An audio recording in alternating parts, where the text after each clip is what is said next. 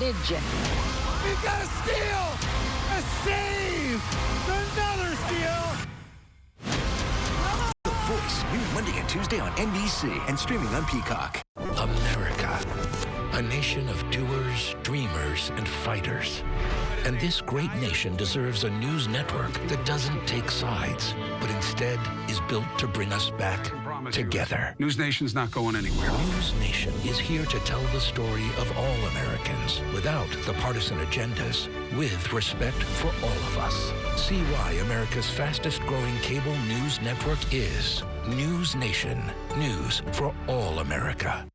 I'm Emily Irwin. You're watching KC24.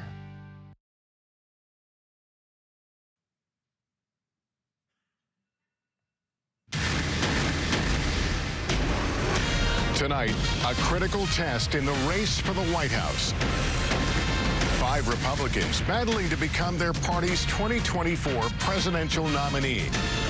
The candidates ready to make their case on why they're prepared to be commander-in-chief amid 2 wars on the world stage, how they plan to tackle stubborn inflation, and how they can unite a deeply divided electorate. Who is best to take on President Biden? And can any of them first beat former President Trump, who's far ahead in the polls?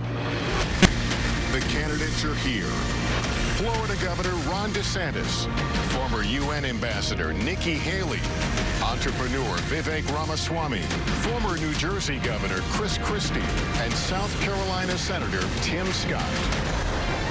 From NBC News, the Republican presidential debate. Live from the Adrienne Arsht Center in Miami, Florida.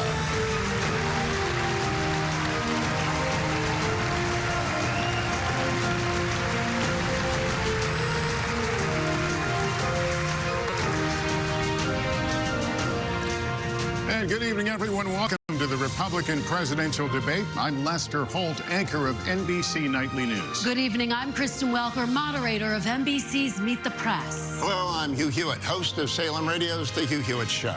We are now just 68 days from the Iowa caucuses when Republican primary voters will begin to determine their party's nominee for president. Tonight, we'll question 5 candidates seeking that nomination on how they're best prepared to be commander-in-chief. And, of course, how best to bring down prices impacting Americans across the country. We have 2 hours for a serious debate on the issues that matter most to Republican voters. Candidates will have 1 minute and 30 seconds for answers and the opportunity for a closing statement. Follow-ups will be at the discretion of all of us at the table, the moderators. Invoking a candidate's name or policy does not necessarily mean the mentioned candidate is entitled to a response. We want to caution all the candidates not to interrupt or speak over your fellow debaters. If you talk over each other, the voters can't hear you. And given the critical issues we're facing specifically on the world stage, we want everyone to hear every word you have to say.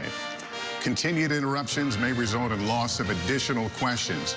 And to our audience, please hold your applause so that the candidates can be heard. With that said, let's have a good debate. All right, our first question, the opening question, is one for all of you. Donald Trump is the first ex-president in more than 100 years to run for the White House again, and he remains popular among Republican primary voters as his legal challenges mount. Governor DeSantis, let me begin with you on this one. Speak to Republican voters who are supporting Donald Trump. Why should you and not him be the Republican nominee to face Joe Biden a year from now? This country is in trouble, and the elites that have put us here, they don't care about you. They don't care that you're having to grapple with higher grocery prices or have higher gas prices. They don't care that your family's less secure because of the open border that's allowed drugs and even terrorists to come into this country. Well, I care. I am not going to sit idly by and let this country continue its downward spiral. We need leadership, and we need it now. I'll take the hits. I'll take the arrows, I'll take the slings, because ultimately it's not about me, it's about you. I will fight for you. I will make sure to lead this country's revival, and I will win for you and your family. Actions speak louder than words. We don't have time for excuses, and it's not something that we're going to be able to have all these distractions. As a veteran, I will get the job done.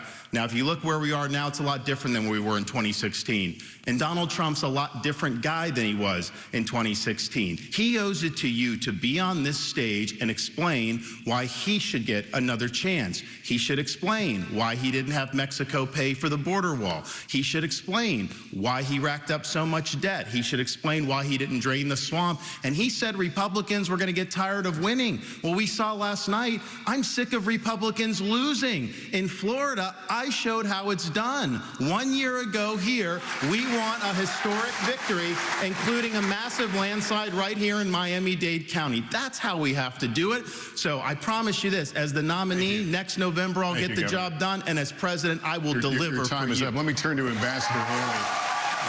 Audience, let me turn to Ambassador Haley. Why you and not the former president? Well, I think you look at the fact that we're almost $34 trillion in debt. 60% of Americans are living paycheck to paycheck. 50% of American families can't afford diapers. 1 in 6 American families can't pay their utility bills. You have parents who are worried about what's being said or taught to their child in the classroom. There's no transparency.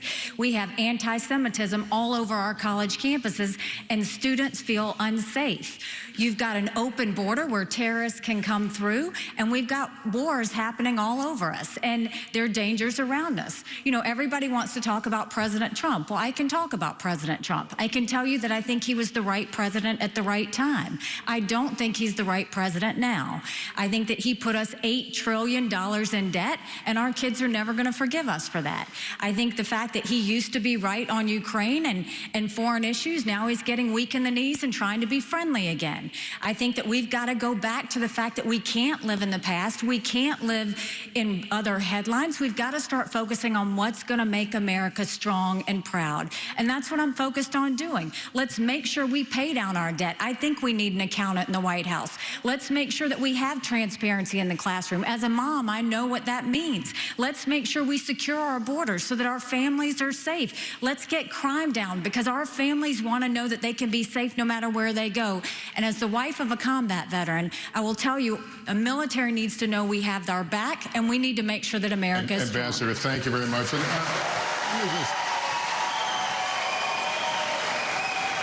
let me just caution the audience. Let's not go down this road. We've asked you to please, keep restraining yourselves, and would be helpful so we can hear the candidates, because these are important issues, and the voters want and need to hear them.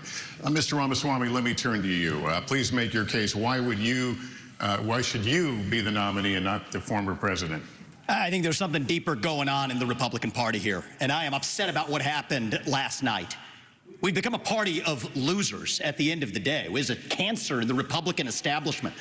Let's speak the truth. I mean, since Ronna McDaniel took over as chairwoman of the RNC in 2017, we have lost 2018, 2020, 2022, no red wave that never came. We got trounced last night in 2023.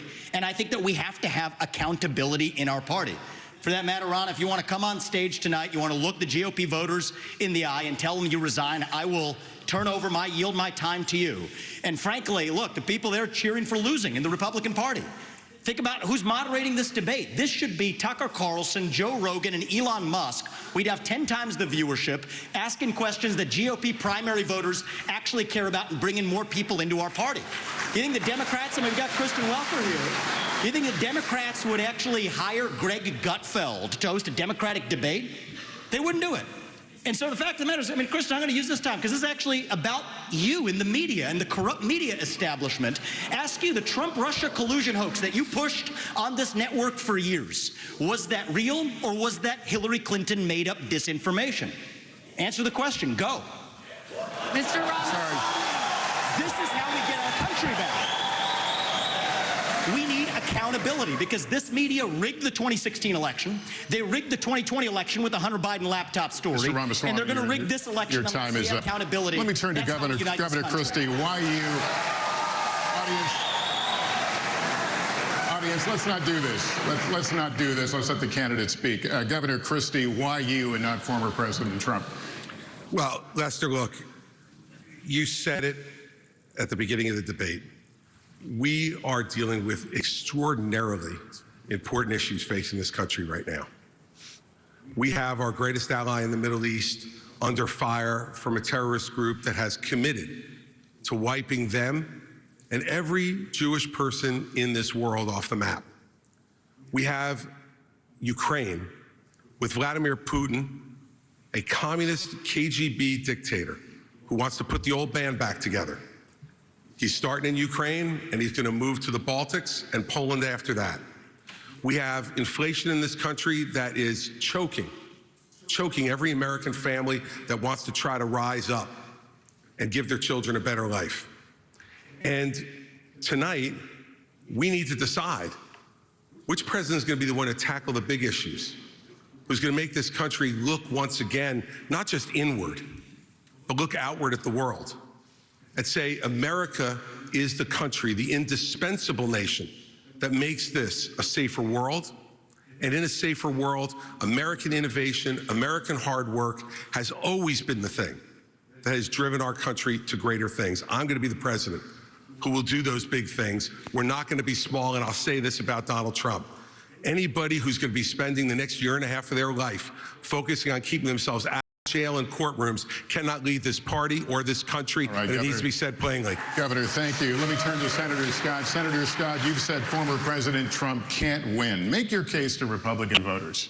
Well, certainly. What I would say without any question is that the truth of my life destroys the lies of the radical left. We need a president and a candidate who will actually help our base solidify and attract independent voters into our party. The Great Opportunity Party is now winning back African-American voters and Hispanic voters because we are working on a foundation based on faith. Our nation is facing some deep challenges. It is the loss of faith in this nation that is a part of the erosion that we're seeing every single day. It's restoring faith, restoring our Christian values that will help this nation once again become the city on the hill. When Ronald Reagan talked about the city on the hill, he was coming from Matthew 5. When President Lincoln talked about a house divided, that was Mark. Our founding documents speak to the importance of a faith foundation. You don't have to be a Christian for America to work for you, but America does not work without a faith-filled Judeo-Christian foundation. I would be the president that helps us restore faith in God, faith in each other, and faith in our future. Without that focus, none of the issues, the policies matter. We have to get back to being a nation that is, in fact, the city on the hill, that believes in each other enough for us to fight for that future. Senator Scott, thank you. We're going to turn now to the challenges facing the next commander-in-chief. You'll all be fielding questions first from me and the Republican Jewish Coalition, and then from Kristen and Hugh. So as we continue forward, the Israel-Hamas war is barely a month old. Tonight, Israeli troops are fighting inside Gaza City with over 200 hostages who remain captive there, and civilian casualties mount inside Gaza. As President of the United States, what would you be urging Israeli Prime Minister Benjamin Netanyahu to do at this moment? Governor DeSantis. I would be telling Bibi, finish the job once and for all with these butchers, Hamas. They're terrorists. They're massacring innocent people. They would wipe every Jew off the globe if they could. He cannot live with that threat right by his country. That Hamas should release every hostage and they should unconditionally surrender. I'm sick of hearing the media. I'm sick of hearing other people blame Israel just for defending itself. We will stand with Israel in word and in deed, in public and in private. And I can tell you, as governor, I actually did something about it. Biden's neglect has been atrocious. We had Floridians that were over there after the attack. He left them stranded. They couldn't get flights out. So I scrambled resources in Florida. I sent planes over to Israel, and I brought back over 700 people to safety. There could have been more hostages had we not acted. And I'll tell you this, I met the first plane load when they came to Florida, and one of the mothers pointed to a 6-year-old daughter, and she said, my daughter had been saying the last 2 nights, Mommy, I don't want to hear any more bombs, no more rockets. I just want to get back to Florida. So there's a difference between words and deeds. We acted and we saved lives. Thank you. Ambassador Haley, what would you do? What would you be urging Prime Minister Benjamin Netanyahu to do? Would you consider humanitarian pause, for example? The first thing I said to him when it happened was I said, finish them. finish them. And the reason is I worked on this every day when I was at the United Nations. And we have to remember that they have to, 1, eliminate Hamas, 2, support Israel with whatever they need whenever they need it, and 3, make sure we bring our hostages home. We need to be very clear-eyed to know there would be no Hamas without Iran. There would be no Hezbollah without Iran. There would not be the Houthis without Iran. And there wouldn't be the Iranian militias in Syria and Iraq that are trying to hit our military men and women if it hadn't been for Iran. And who is funding Iran right now? China is buying oil from Iran. Russia is getting drones and missiles from Iran, and there is an unholy alliance. We need to be clear-eyed. The last thing we need to do is to tell Israel what to do. The only thing we should be doing is supporting them and eliminating Hamas. It is not that Israel needs America. America needs Israel. They are the tip of the spear when it comes to this Islamic terrorism, and we need to make sure that we have their backs in that process. All right. Thank you. Mr. Ramaswamy. Mr. Ramaswamy, any daylight between you and the candidates we just heard on this issue, on what you would tell the Prime Minister? Not in terms of what I would tell the Prime Minister, no. In fact, I would go one step further. The founding vision of Israel was based on the idea that they don't want to depend on anybody else's sympathy or direction in defending themselves. So what I would tell Bibi is that Israel has the right and the responsibility to defend itself. I would tell him to smoke those terrorists on his southern border, and then I'll tell him as President of the United States, I'll be smoking the terrorists on our southern border. That's his responsibility. This is our responsibility. That's how we move forward. But I want to be careful to avoid making the mistakes from the neocon establishment of the past. Corrupt politicians in both parties spent trillions, killed millions, made billions for themselves in places like Iraq and Afghanistan, fighting wars that sent thousands of our sons and daughters, people my age, to die in wars that did not advance anyone's interests, adding $7 trillion to our national debt. And Joe Biden sold off our foreign policy. Joe Biden's son, Hunter Biden, got a $5 million bribe from Ukraine. That's why we're sending $200 billion back to that same country. The fact of the matter is the Republican Party is not that much better. You have the likes of Nikki Haley, who stepped down from her time at the UN. Bankrupt or in debt was her family. Then she becomes a military contractor. She joins the board of Boeing and otherwise, and is now a multimillionaire. So I think that that's wrong when Republicans do it or Democrats do it. That's the choice we face. Do you want a leader from a different generation who's going to put this country first, or do you want Dick Cheney in 3-inch heels? All right, Mr. In which case, we've got 2 of them on stage Mr. tonight. Ramaswamy, thank you. Senator Scott. Yes. Senator, same question to you about, you're the president, you're on the phone in the Oval Office with the Prime Minister, you tell him what? Well, number one, I would tell Prime Minister Netanyahu, not only do you have the responsibility and the right to wipe Hamas off of the map, we will support you. We will be there with you. We'll stand shoulder to shoulder. There will be no daylight. But I would change the station a little bit, though, and head back home to America. I would say to President Biden, diplomacy only is a weak strategy. Appeasement leads to war. From President Obama to President Biden, Obama sent millions to Iran. Frankly, President Biden has sent billions to Iran. That is why I've said that there's blood dripping from the hands of President Obama and President Biden. I would tell President Biden with great clarity, if you want to stop the 40+ attacks on military personnel in the Middle East, you have to strike in Iran. If you want to make a difference, you cannot just continue to have strikes in Syria on warehouses. You actually have to cut off the head of the snake, and the head of the snake is Iran and not simply their proxies. In order for us to have a powerful response from America, we have to be in a position of strength. As President of the United States, my foreign policy is simple. You cannot negotiate with evil. You have to destroy it. All right, Senator Scott, thank you. Governor Christie, I want to get you to weigh in here. Look, Lester, these problems are so big and serious that the first thing I would say to Prime Minister Netanyahu is pretty simple. America is here, no matter what it is you need at any time, to preserve the state of Israel. Remember that Hamas's main goal is to get rid of Israel, is to get Israel absolutely off the map. Now, there are 3 things I think I would say to him when he asked for advice, the first I would say is that it is absolutely your obligation to protect the territorial integrity of Israel.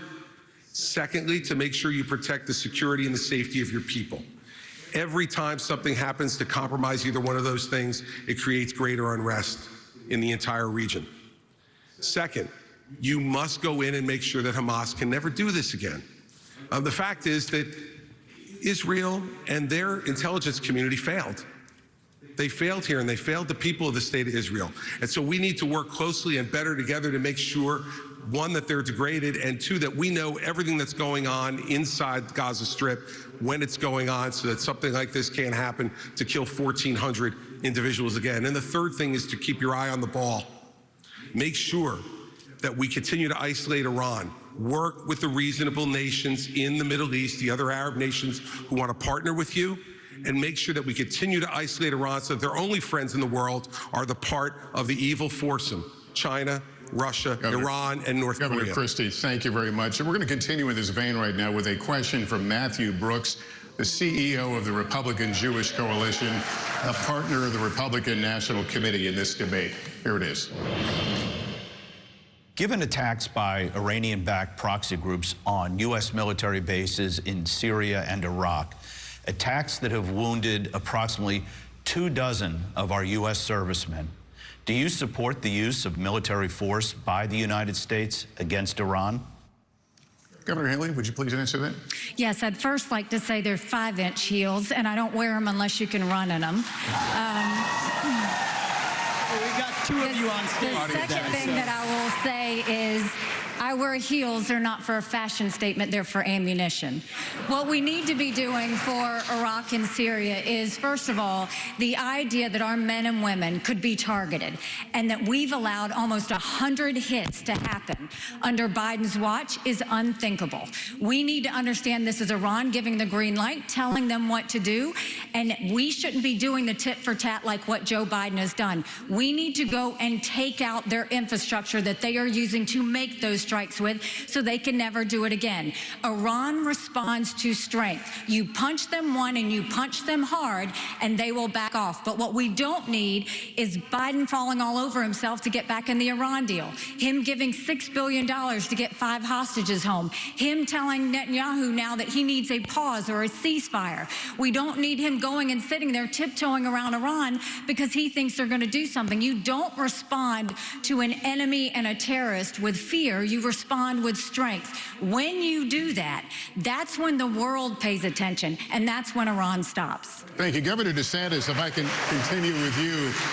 Just today, the U.S. launched another one of its limited airstrikes against targets in Syria, this time Iranian-linked facility. How far would you go militarily to hold Iran accountable? Well, first, Matt, thanks for your question, and I appreciate what you've done over the last month. I know it's been very difficult for the community, and appreciate you guys rallying together in difficult times.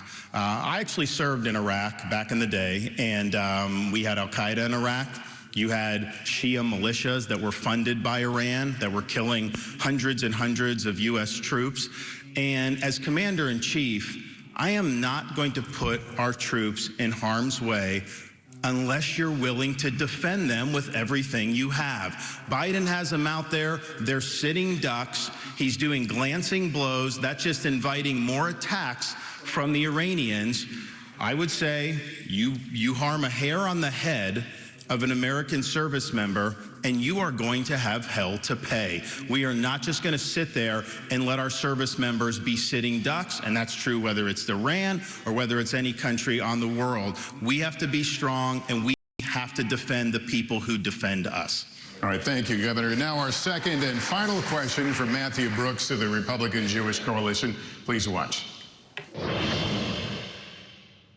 Jewish students across the country are threatened and under attack. What do you say to Jewish students on college campuses who feel unsafe given the dramatic rise in anti-Semitism? And what do you say to university presidents and college presidents who have not met the moral clarity moment to forcefully condemn Hamas terrorism? Mr. Ramaswamy, would you like to take that one? Absolutely.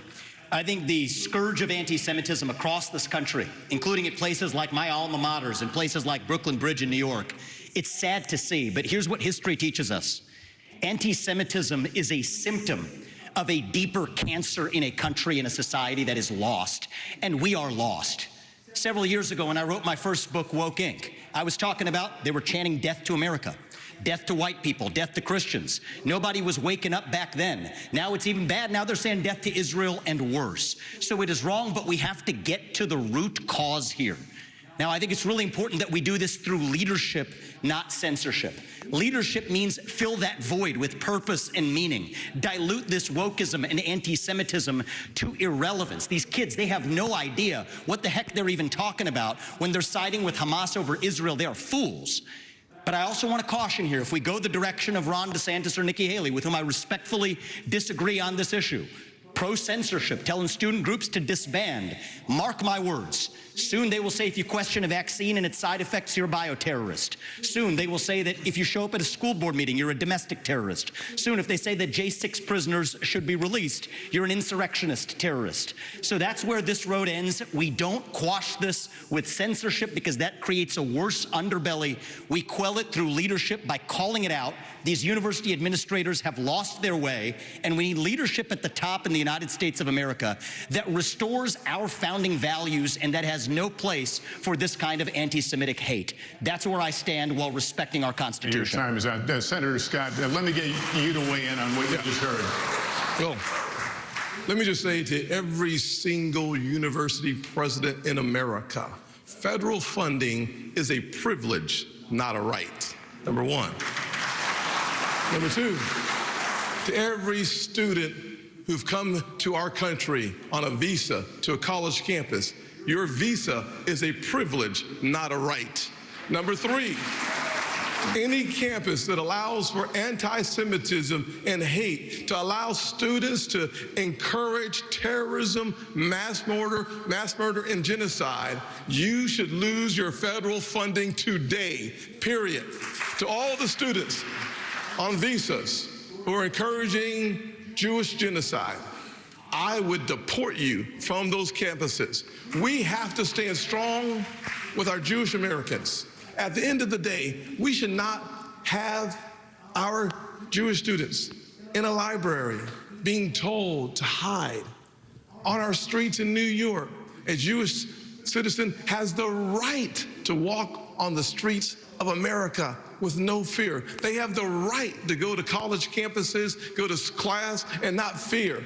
We will restore that. I started working on anti-Semitism on college campuses in 2017 because even then there was a rise of anti-Semitism on college campuses. We must force the people off those campuses and Senator frankly, Scott, thank you. Let me turn to the Governor DeSantis here. What do you think about what he just said? I was the first presidential candidate to say, if you are here on a student visa as a foreign national, you're making common cause with Hamas, I'm canceling your visa and I'm sending you home. No questions asked. Second, I have friends here in Florida who their kids do not feel safe even going to university campus at all outside of the state of Florida. You have Jewish students fleeing for their lives at Cooper Union. Joe Biden should have the Department of Justice on these college campuses and holding the universities accountable for civil rights violations. When you should not have money going to these places. I already acted in Florida. We had a group, Students for Justice of Palestine. They said they are common cause with Hamas. They said, we're not just in solidarity, this is what we are. We deactivated them. We're not going to use state tax dollars to fund jihad. No way. And what is Biden doing? Not only is he not helping the Jewish students who are being persecuted, he is launching an initiative to combat so-called Islamophobia. No, it's the anti-Semitism that's spiraling out of control. Right. That is what we have to confront. And as president, I can tell you this, we are not going to stand for this on college campuses any longer. All right, Governor, thank you. Let me turn to Governor Christie, and considering what he just said, you led a state with a sizable Muslim population. Last month, as you know, a 6-year-old Palestinian-American boy was killed in Illinois by his landlord. His mother was also stabbed more than a dozen times in what has been charged as a hate crime. What do you say to Muslim Americans who are also feeling afraid for their safety right now? Lester, I'm the only one on the stage who's actually had experience in dealing with this. I was appointed by President Bush to be the U.S. Attorney in New Jersey on September 10th, 2001. And when I took over that job after the September 11th attacks, I had to deal with a situation in our state that was explosive. We're the most ethnically diverse state in this country.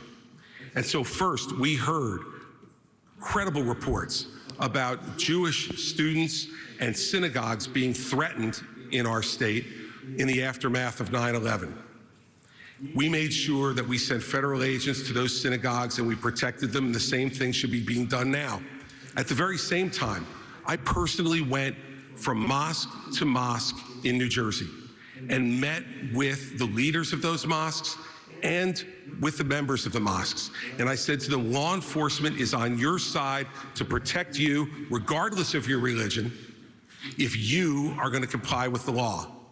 And we developed fabulous relationships with Muslim Americans all across the state of New Jersey, and we stopped any hate crimes that were going on either against Jewish Americans in New Jersey or Muslim Americans in New Jersey.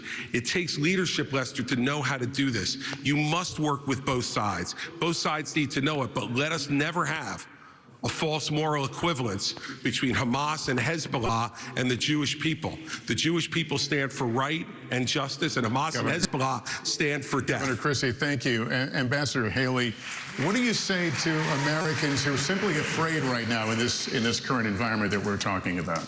I think, you look at the country, and the country is all out of sorts. I think, look at what these kids are dealing with on college campuses. What makes me so angry is not only do you have the kids barricaded in the library, they've said they were going to shoot up the kosher dining hall. You've got kids' dorm rooms who are being set on fire because they have something related to Israel on their doors. No person should ever feel in danger like this. And this is what I would say about our college presidents, is if the KKK were doing this, every college president would be up in arms. This is no different. You should treat it exactly the same. Anti-Semitism is just as awful as racism, and we've got to make sure they're protected. And for everybody that's protesting on these college campuses in favor of Hamas, let me remind you something. Hamas said death to Israel and death to America. They hate and would kill you too. And the idea that they're talking about genocide for the Jewish people, that's not the values of America. That's not us. We're better than that. We don't need to celebrate terrorists. We don't need to celebrate genocide. We don't need to celebrate violence towards anybody. We need to go back and soul search in our country and remember what we are about. And we are about taking care of people, not going and making them live in fear because some other terrorist activity says they want to destroy them. Ambassador, thank you. Kristen. Lester, thank you. This is another question for the entire field, so you will all get a chance to respond. But Senator Scott, I'd like to start with you. The United States has given Ukraine financial and military support since the war began more than 600 days ago. President Zelensky told me on Sunday, if Russia isn't stopped now, quote, the price will be higher for the United States, and Americans would be forced to, quote, send your sons and daughters to defend NATO countries. Senator Scott, where do you stand on more funding for Ukraine? I certainly have been very supportive of Ukraine. I believe that ultimately we should make sure that the President of the United States states what is America's national vital interest in Ukraine. It is actually in degrading the Russian military. We've been very effective using our resources and our weaponry and the incredibly high price of Ukrainian blood to achieve that objective. Every day we get closer to the degradation of the Russian military, and that's good news. But the American people are frustrated that they do not have a president who reminds us and tells us, where's the accountability? Where are those dollars? How are those dollars being spent? We need those answers for us to continue to see the support for Ukraine. And at the same time, I would say that a package that's been offered by the president for Ukraine and Israel, that's the wrong approach. We need to focus specifically on providing Israel with the $14 billion that they need so that we show the world that we are 100% undeniably standing shoulder to shoulder with Israel. And then as we turn away from that direct support for Israel, we should go to our southern border and close our southern border with the resources necessary.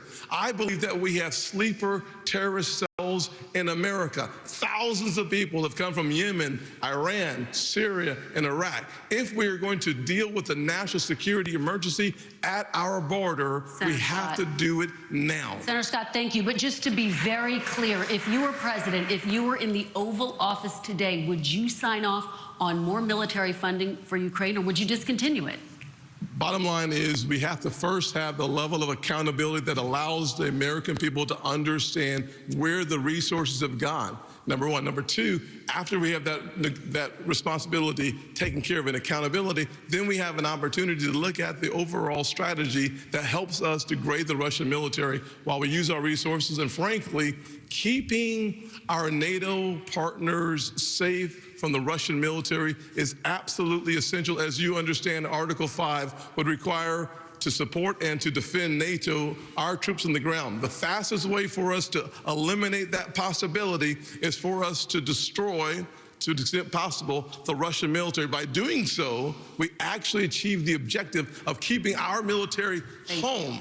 And that's good news. Thank you, Senator Scott. Mr. Ramaswamy, are you persuaded by President Zelensky's urgent new plea? Where do you stand on more funding? I'm absolutely unpersuaded.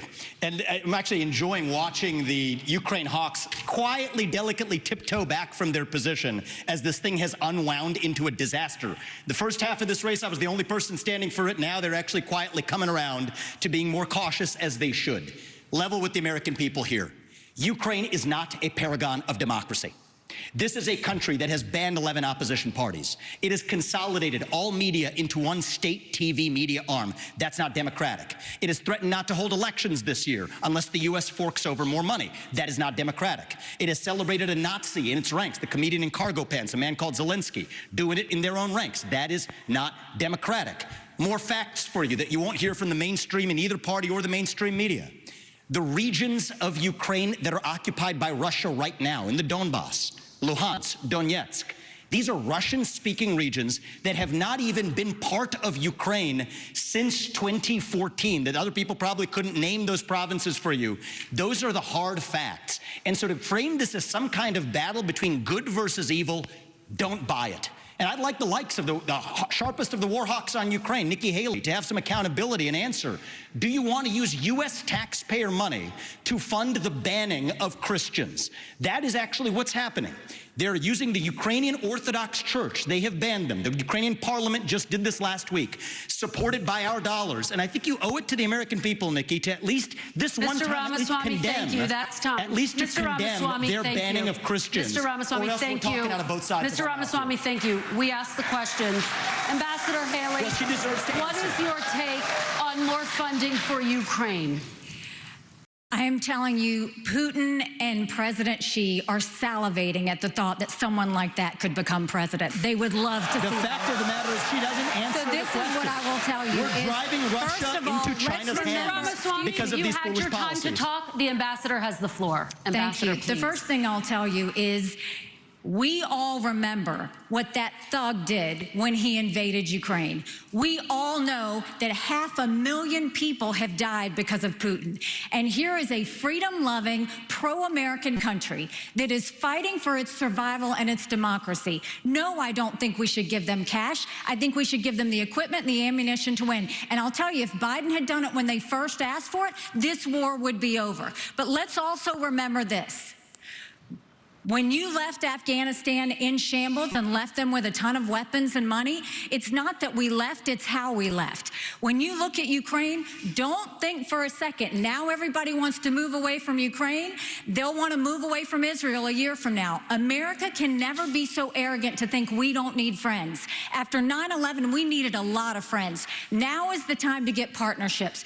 This unholy alliance between Russia, Ukraine, and China is real. There is a reason that Taiwanese want us to support the Ukrainians. It's because they know that China's coming after them next. There is a reason Ukrainians want us to support Israelis, because they know that if Iran wins, Russia wins. Ambassador, we have to see the combination of the three. Ambassador, thank you. Governor Christie, what is your take, and how long should Americans be expected to help fund the war in Ukraine? Kirsten, let's remember the last time that we turned our back on a shooting war in Europe. It bought us just a couple of years. And then 500,000 Americans were killed in Europe to defeat Hitler. This is not a choice. This is the price we pay for being the leaders of the free world. And the fact is, this alliance is not just with Russia and China. Governor Haley knows this. Iran is in the middle of this as well, and so is North Korea. And they are all working to support Russia right now. And the reason they're doing it is because dictators work together. People who believe in democracy work together. We must stand with all of those that are standing up for democracy and freedom in this world. And by the way, let's remind everybody of this. In 1992, this country made a promise to Ukraine. We said, if you return nuclear missiles that were part of the old Soviet Union to Russia, and they invade you, we will protect you. An American promise that's 31 years old is no different than an American promise that's made tonight on this stage. We need to stand by it. And those of us who forget history are doomed to repeat it. And I'd like to respond. And the absolute giving in to dictators, which is being suggested on this stage, just shows the immaturity of the approach. Governor Christie, thank you. Governor DeSantis, I'd like you to weigh in on this idea. Are you concerned that this could become a wider war if Putin is not stopped now? Well, any suggestion by Zelensky or anyone else that we're going to eventually have U.S. troops there, I can tell the American people, when I'm president, that will not happen. We are not going to send your sons and daughters to Ukraine. I am going to send troops to our southern border. If you look at the threats that we face, terrorists have come in through our southern border. I'm going to shut it down. I'm going to have the military, and I'm going to deport the people who've come, particularly under Biden, who've come from the Middle East, come from all these places. Now, Biden wants $105 billion. 60, most of that's Ukraine, including some of it going to pay pensions for bureaucrats and salaries. That is a totally ridiculous use of American tax dollars. He says he has money for border to try to do, and the media repeat that. When you look at it, what most of the money is money to process more illegal aliens into this country. How is that solving the problem? That's making the problem worse. And what does he do for the Indo-Pacific? A pittance. That is the top threat that we face. We need to bring this war to an end. We need the Europeans to step up and do their fair share. And we need to get serious about the top threat that this country faces, which is the Chinese Communist Party. So if I may respond to the Ukraine question. In fact, we are going to go from the hot wars in Ukraine and Gaza and Israel to what many people are calling the new Cold War with China. And I remind the audience that it's important for our visitors at home to be able to hear you, and especially for the people in Beijing to hear you. Many Republicans believe that the Chinese Communist Party and General Secretary Xi is an existential threat to the United States. The flashpoint is Taiwan. For decades and decades, the American military, but primarily the United States Navy, has deterred an attack from China to the island state of Taiwan. But Ronald Reagan's Navy of 600 ships is gone. Now, the question to you is, and I'll start with you, Ambassador Haley, because you were in President Trump's cabinet. His goal was a 355-ship Navy. That's what he pushed for. He got to 300. It's now at 291. Is that big enough to deter and, if necessary, defeat an invasion of Taiwan? China has the largest naval fleet in the world. They have 350 ships. They'll have 400 ships in 2 years. We won't even have 350 ships in 2 decades. China has built up their military. It's not just land, air, and sea. They're doing cyber. They're doing artificial intelligence. They're doing space. America needs to modernize our military. We need to do everything we can. The first thing is you go and you make sure you have the backs of Ukraine. That's why the Taiwanese want us to support Ukraine, because they know that sends the biggest message to China. The second thing is we go to China and we start being tough on them. No more sales of our American soil to China, and let's take back what they've already stolen. Then you go and to the universities. No more having millions of dollars go to our universities. Then we will go and end all formal trade relations with China until they stop murdering Americans from fentanyl, something Ron has yet to say that he's going to do.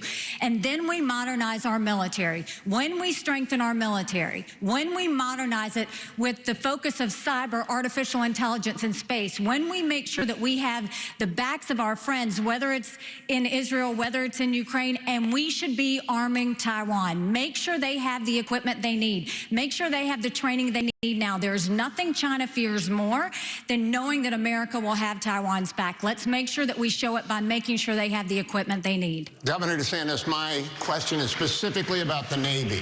It's at 291. It's going to go down perhaps as low as 280. Is it enough? And what would you build if you were going to build more?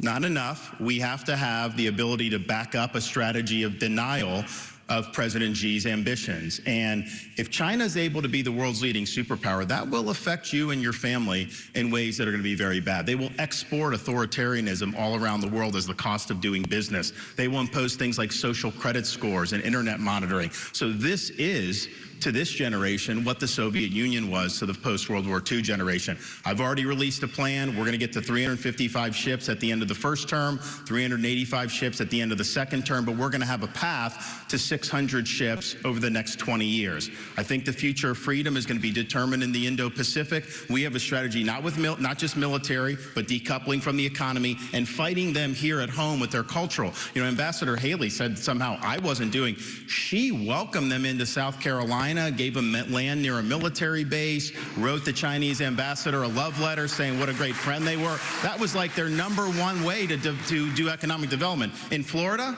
I banned China from buying land in this state, and we kicked out on our universities, and we kicked the Confucius Institutes out of our universities. We've recognized the threat, and we've acted swiftly and decisively. Senator Scott, you've been in the Congress since 2011. Defense spending has fallen over that entire period of time. Where are we going to get the money, and what would you build, and what kind of ships to deter China from attacking Taiwan? Well, two major problems with the question. Number one, we do not have currently a defense industrial bank to allow us to have the kind of production that we need in order to keep America safe. Frankly, if we are not prepared to fight and engage in 3 continents at the same time, think about where we are today. In the Middle East, we are in the midst of trying to back our strongest ally. In Eastern Europe, we're seeing our resources and our weaponry help degrade the Russian military. The Indo-Pacific, we have real challenges. The long-term threat is China. Immediate threat is our southern border. In order for us to have the military to fight 3 different continents at the exact same time, we're going to have to invest heavily in our military, but we're also going to have to invest heavily in an industrial base so that we can hit our objectives from a military perspective, not only with our ships, but also with our planes. We are so old as a military that in order for us to recalibrate, we're going to have to invest. One of the things I do in my Made in America strategy is we create more than 4 million new jobs by having high-tech manufacturing come back to America, decoupling from China, so that we focus our attention on creating that industrial revolution that will be necessary for us to achieve the goal of having a military that is ready to be lethal and come home safe. Thank you, Senator. Mr. Ramaswamy, I'm looking for specifics. What would you build? Where would you build it? When would they be in the water? How big would the fleet get? First answer is end the toxic divest to invest program. For people who don't know about that, we're decommissioning ships in the South China Sea. The foundation of war is economics. Rebuild our defense industrial base at home.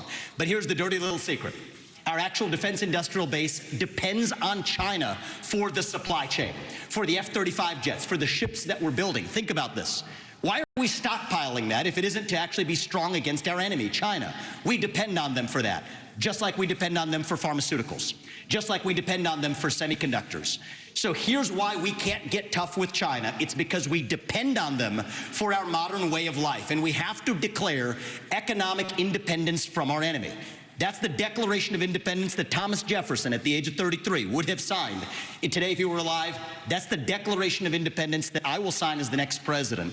I do have to recognize that Ron DeSantis was correct about acknowledging Nikki Haley's tough talk when she was ambassador to the UN, calling China our great friend, bringing the CCP to South Carolina.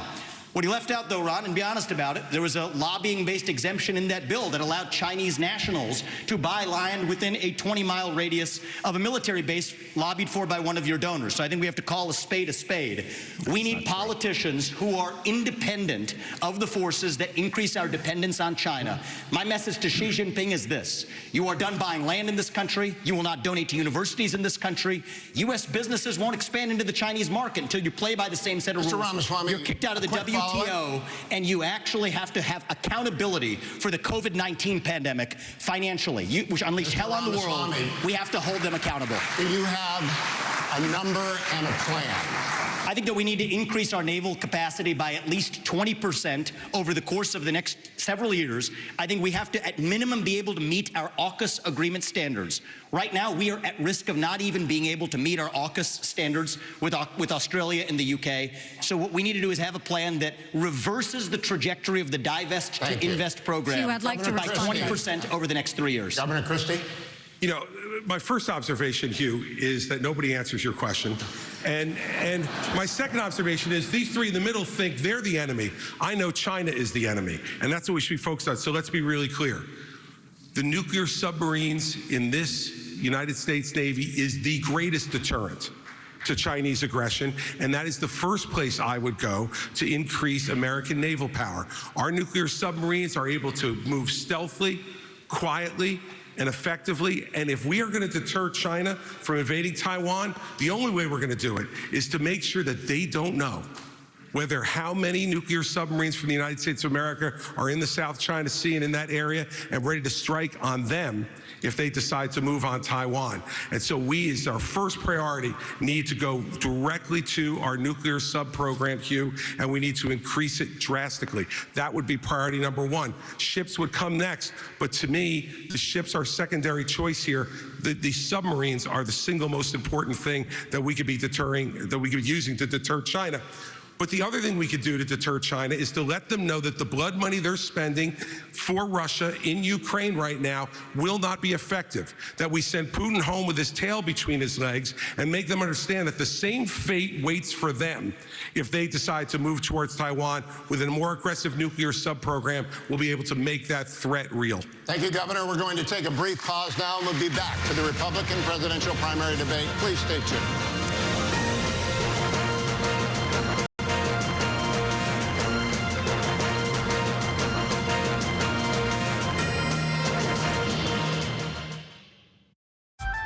I'm Sarah Esrich. I'm the Life Enrichment Director at Independence Village, a senior living community in Waukee, Iowa. Everybody here really, really make you feel like family and that they love you. Our goal with TikTok was to enrich the lives of our residents and just to be able to show people what senior living can be like. I think I am a TikTok grandma. My kids think I am. I mean, we're the ones that are being entertained. Time goes fast when you're having fun. This is how it feels to do more with less asthma, thanks to Dupixent. Dupixent is not for sudden breathing problems. It's an add-on treatment for specific types of moderate to severe asthma and can help improve lung function for better breathing in as little as 2 weeks. Dupixent helps prevent asthma attacks and can even reduce or eliminate oral steroids. Imagine that. Dupixent can cause allergic reactions that can be severe. Get help right away if you have rash, chest pain, worsening shortness of breath, tingling, or numbness in your limbs. Tell your doctor about new or worsening joint aches and pain or a parasitic infection. Don't change or stop asthma medicines, including steroids, without talking to your doctor. Who knows what you can do when you do more with less asthma? Ask your doctor about Dupixent, the most prescribed biologic for asthma. Every day, more dog people and more vets are deciding it's time for a fresh approach to pet food. They're quitting the kibble, kicking the cans, and feeding their dogs dog food that's actually, well, food. Developed with vets, made from real meat and veggies, portioned for your dog, and delivered right to your door. It's smarter, healthier pet food. Get 50% off your first box at thefarmersdog.com/realfood. News lives in the now. It's coming at us every second. News is more now than ever. Just outside of the Israeli military headquarters. Now is raw. Now is real. The Fed's decision today, help us translate that into very plain English. Now is constant. You gotta see this. Future is now. News for the generation of now is NBC News Now.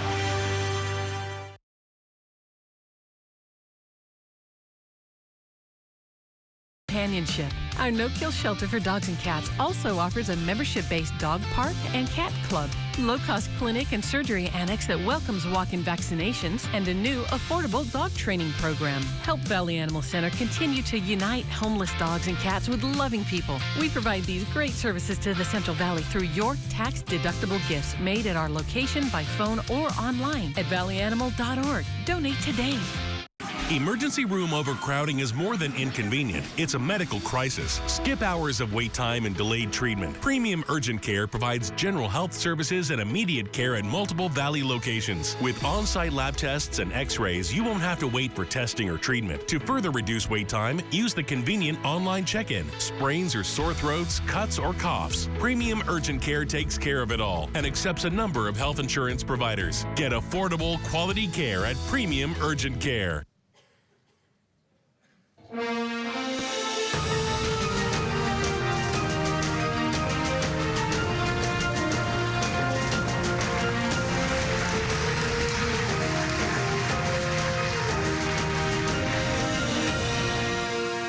And welcome back to tonight's NBC News Republican presidential debate. Once again, here's Hugh Hewitt. Thank you, Lester. We're going to stay on China, and we're going to talk specifically about TikTok. Last week, Congressman Mike Gallagher, who is chairman of the House Bipartisan Select Committee on the Chinese Communist Party, published a long essay on TikTok following the flooding of pro-Hamas propaganda onto TikTok accounts across the United States. Chairman Gallagher called it shocking. He called the app predatory, controlled by America's preeminent adversary, one used to push propaganda and divide America. It's spyware, he said, a means of surveillance. Governor Christie, do you agree with Chairman Gallagher? And if so, would you ban or force the sale of TikTok? I agree 100% with Chairman Gallagher, and let me say this. TikTok is not only spyware, it is polluting the minds of American young people all throughout this country, and they're doing it intentionally. And when you saw what happened in the last few weeks with all of this anti-Semitic, horrible stuff that their algorithms were pushing out at a gargantuan rate, this is China trying to further divide the United States of America. And this is one of the big failings among many of the Trump administration. He talked tough about TikTok. I heard him do it many times. But when it came down to it, he did not ban them when he could have and should have. And now since then, we've had an additional nearly 6 years of this type of poison being put out throughout the United States, even putting aside the spying, which we know is going on, and the theft of American personal data and information. So in my first week as president, we would ban TikTok. They want to go ahead and sell it, let them go ahead and sell it. But I'll tell you another reason we would do it. Facebook's not in China. X is not in China. They're not permitting a free flow of information to the Chinese people from our social media companies, yet we just open the door and let them do what they're doing. TikTok should be banned because they are poisoning American minds, and I would do it week one. Thank you, Governor. I want to go to Governor DeSantis. Would you ban or force the sale of TikTok, regardless of whether or not China allowed American apps to operate in China? Yes, I think that China is the top threat we face. They've been very effective at infiltrating different parts of our society. So my policy on China and the Chinese Communist Party is very simple. We win, they lose. And in order to do that, it's not just military, it's economic, and it's cultural. And as the dad of a 6'5" and a 3-year-old, I'm concerned about the data that they're getting from our young people and what they're doing to pollute the minds of our young people. These kids get these devices and they have a mind of their own. And I know a lot of parents are looking, it's hard to even keep it out. China's obviously the most extreme, but this is happening with other things. So we are going to do that, and we are going to make sure to protect the American people. It's a full spectrum approach to be able to fend China off. Yes, military deterrence. Yes, economic decoupling, but also their role in our culture. If we ignore that, we're not going to be able to win the fight. Thank you, Governor. Ambassador Haley, speak to the parents out there. There are probably TikTok apps on half the phones in this auditorium. No, I'm going to speak to the fact that 2 people hit me and you didn't let me respond. So let's first talk about the fact that they want to talk about the Chinese land from 10 years ago. Yes, I brought a fiberglass company 10 years ago to South Carolina, but Ron, you are the chair of your economic development agency that as of last week said Florida is the ideal place for Chinese businesses. Not only that, you have a company that is manufacturer of Chinese military planes. You have it, they are expanding 2 training sites at 2 of your airports now, one which is 12 miles away from a naval base. Then you have another company that's expanding, and they were just invaded by the Department of Homeland Security. So mine was 10 years ago. You gave Yours them was stuff. 6 I months didn't ago. give them anything. What's your story? And I abolished that agency that she's talking about. No, Enterprise Florida, we abolished it. And of course, we banned China from buying the land. website Not last exactly week. a Go great check. recruiting pitch if you're banning them from purchasing land. scrubbed the website So we've stood last up week. and Thank we've you, done the Ambassador right thing Haley. in Florida. Mr. Ramaswamy, we've talked about this. You campaign on TikTok. How do you get TikTok banned if you use it? Well, I want to laugh at why Nikki Haley didn't answer your question, which is about looking at families in the eye. In the last debate, she made fun of me for actually joining TikTok while her own daughter was actually using the app for a long time. So you might want to take care of your family first. Leave my before daughter appreciating out of your anybody else's voice. adult daughter. The next generation of Americans are using it. And that's actually the point. You have her supporters propping her up. That's fine. Here's the truth. You're just the easy scum. answer is actually to say that we're just going to ban one app. We got to go further. We have to ban any U.S. company actually transferring U.S. data to the Chinese. Here's a story most people don't know. Airbnb hands over U.S. user data to the CCP. Now, that's a U.S.-owned company. So this is the problem when you have Republicans that temporarily go the way the winds blow, and now it's popular to talk tough on China. When she was UN ambassador, called them literally, her words, not mine, our great friend. You can't be fair weather fans of the right policy. Get to the root cause. Even U.S. companies in Silicon Valley are regularly doing it. Cut the virtue signaling. The fact of the matter is Democrats are on TikTok today. The only person, one of the few people who is putting up content the way the actual algorithms work, speaking for pro-Israel views or others, is Ambassador me. And I predict Haley, more Republicans will join it. But stop U.S. companies from turning over data to Chinese companies. That's the real Moderators answer, like not the virtue Kristen signaling. don't get to respond to personal attacks, but you do. Thank you very much. You know, when he talks about me praising China, he doesn't know the fact that the reason China was praised was because I negotiated with China and Russia the largest set of sanctions against North Korea in a generation.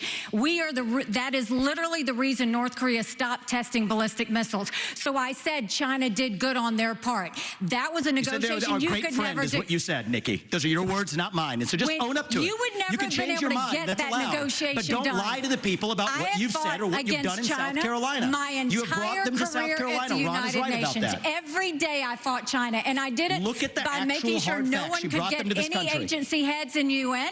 I did it by making sure that we called them out on human rights. I did it by making sure that we held them accountable on everything that they did. That's the reason we got out of the Human Rights Council. That's the reason we called them out.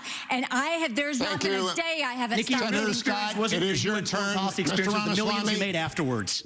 Everybody else is hanging on to the rules here, Mr. Ramaswamy. Senator Scott. Thank you. We should. I appreciate y'all clapping for me already. This is wonderful answer. Love this. Without any question. What we should do is ban TikTok, period. Now, we saw under former President Trump, he tried to ban TikTok twice, but was struck down by our federal courts. If you cannot ban TikTok, you should eliminate the Chinese presence on the app. period. We also should provide, in my parents' Bill of Rights, we give parents the opportunity to give their kids permission under 14 to be on those apps. I think it's incredibly important for us as Americans to take back control of the information, especially of our kids. Where does it go? We should know that. One of the ways that we get to know that is by having a parental consent. But if we can eliminate TikTok, that is a first step.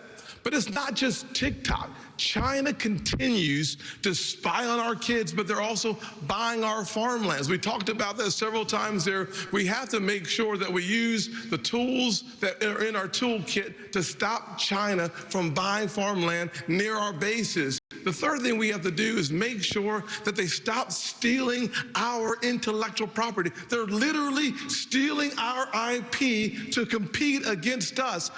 My administration, we stopped that day one, and we start making sure that we create six-figure income for jobs made in America through my strategy. Kristen.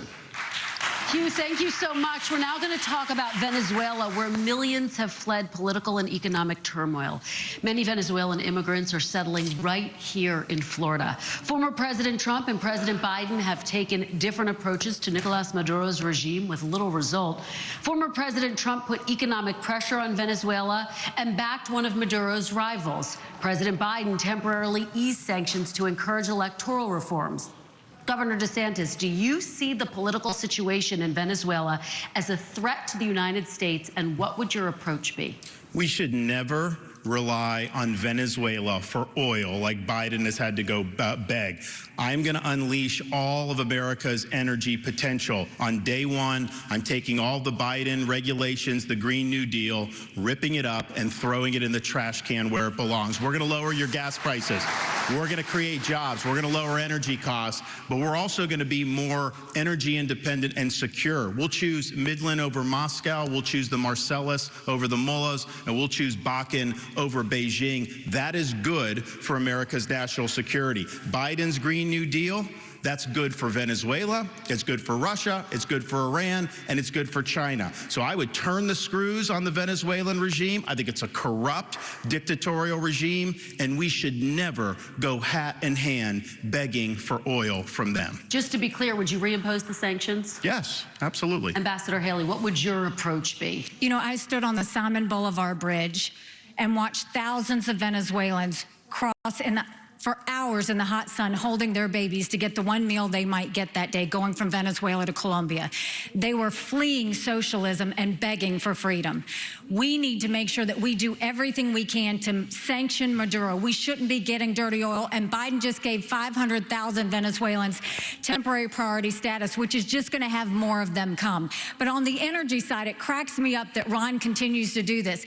He has opposed fracking. He's opposed drilling. Last time he said it wasn't true, and everybody found out that it was true. He opposed it before Florida voters even voted on it.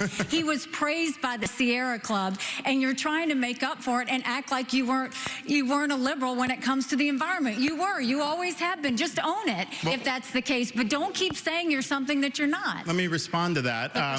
So our whole energy plan, you can't get the shale without fracking. We are absolutely going to frack, but I disagree with Nikki Haley. I don't think it's a good idea to drill in the Florida Everglades, and I know most Floridians agree with me. You ban fracking. Thank you very much. Lester? All right, all, thank you. Let's turn to one of the biggest issues for voters. That, of course, is the economy. This is a question that will go to all of you. An Iowa voter recently told NBC News, "How am I going to make sure my pantry's stocked without breaking the bank?" You've all said the best way to deal with rising prices is to cut government spending. But that would take time to play out, and Americans are struggling right now. Senator Scott, I'll start with you. What would you do the moment you take office to help Americans manage the cost of living? So we're talking about short term here.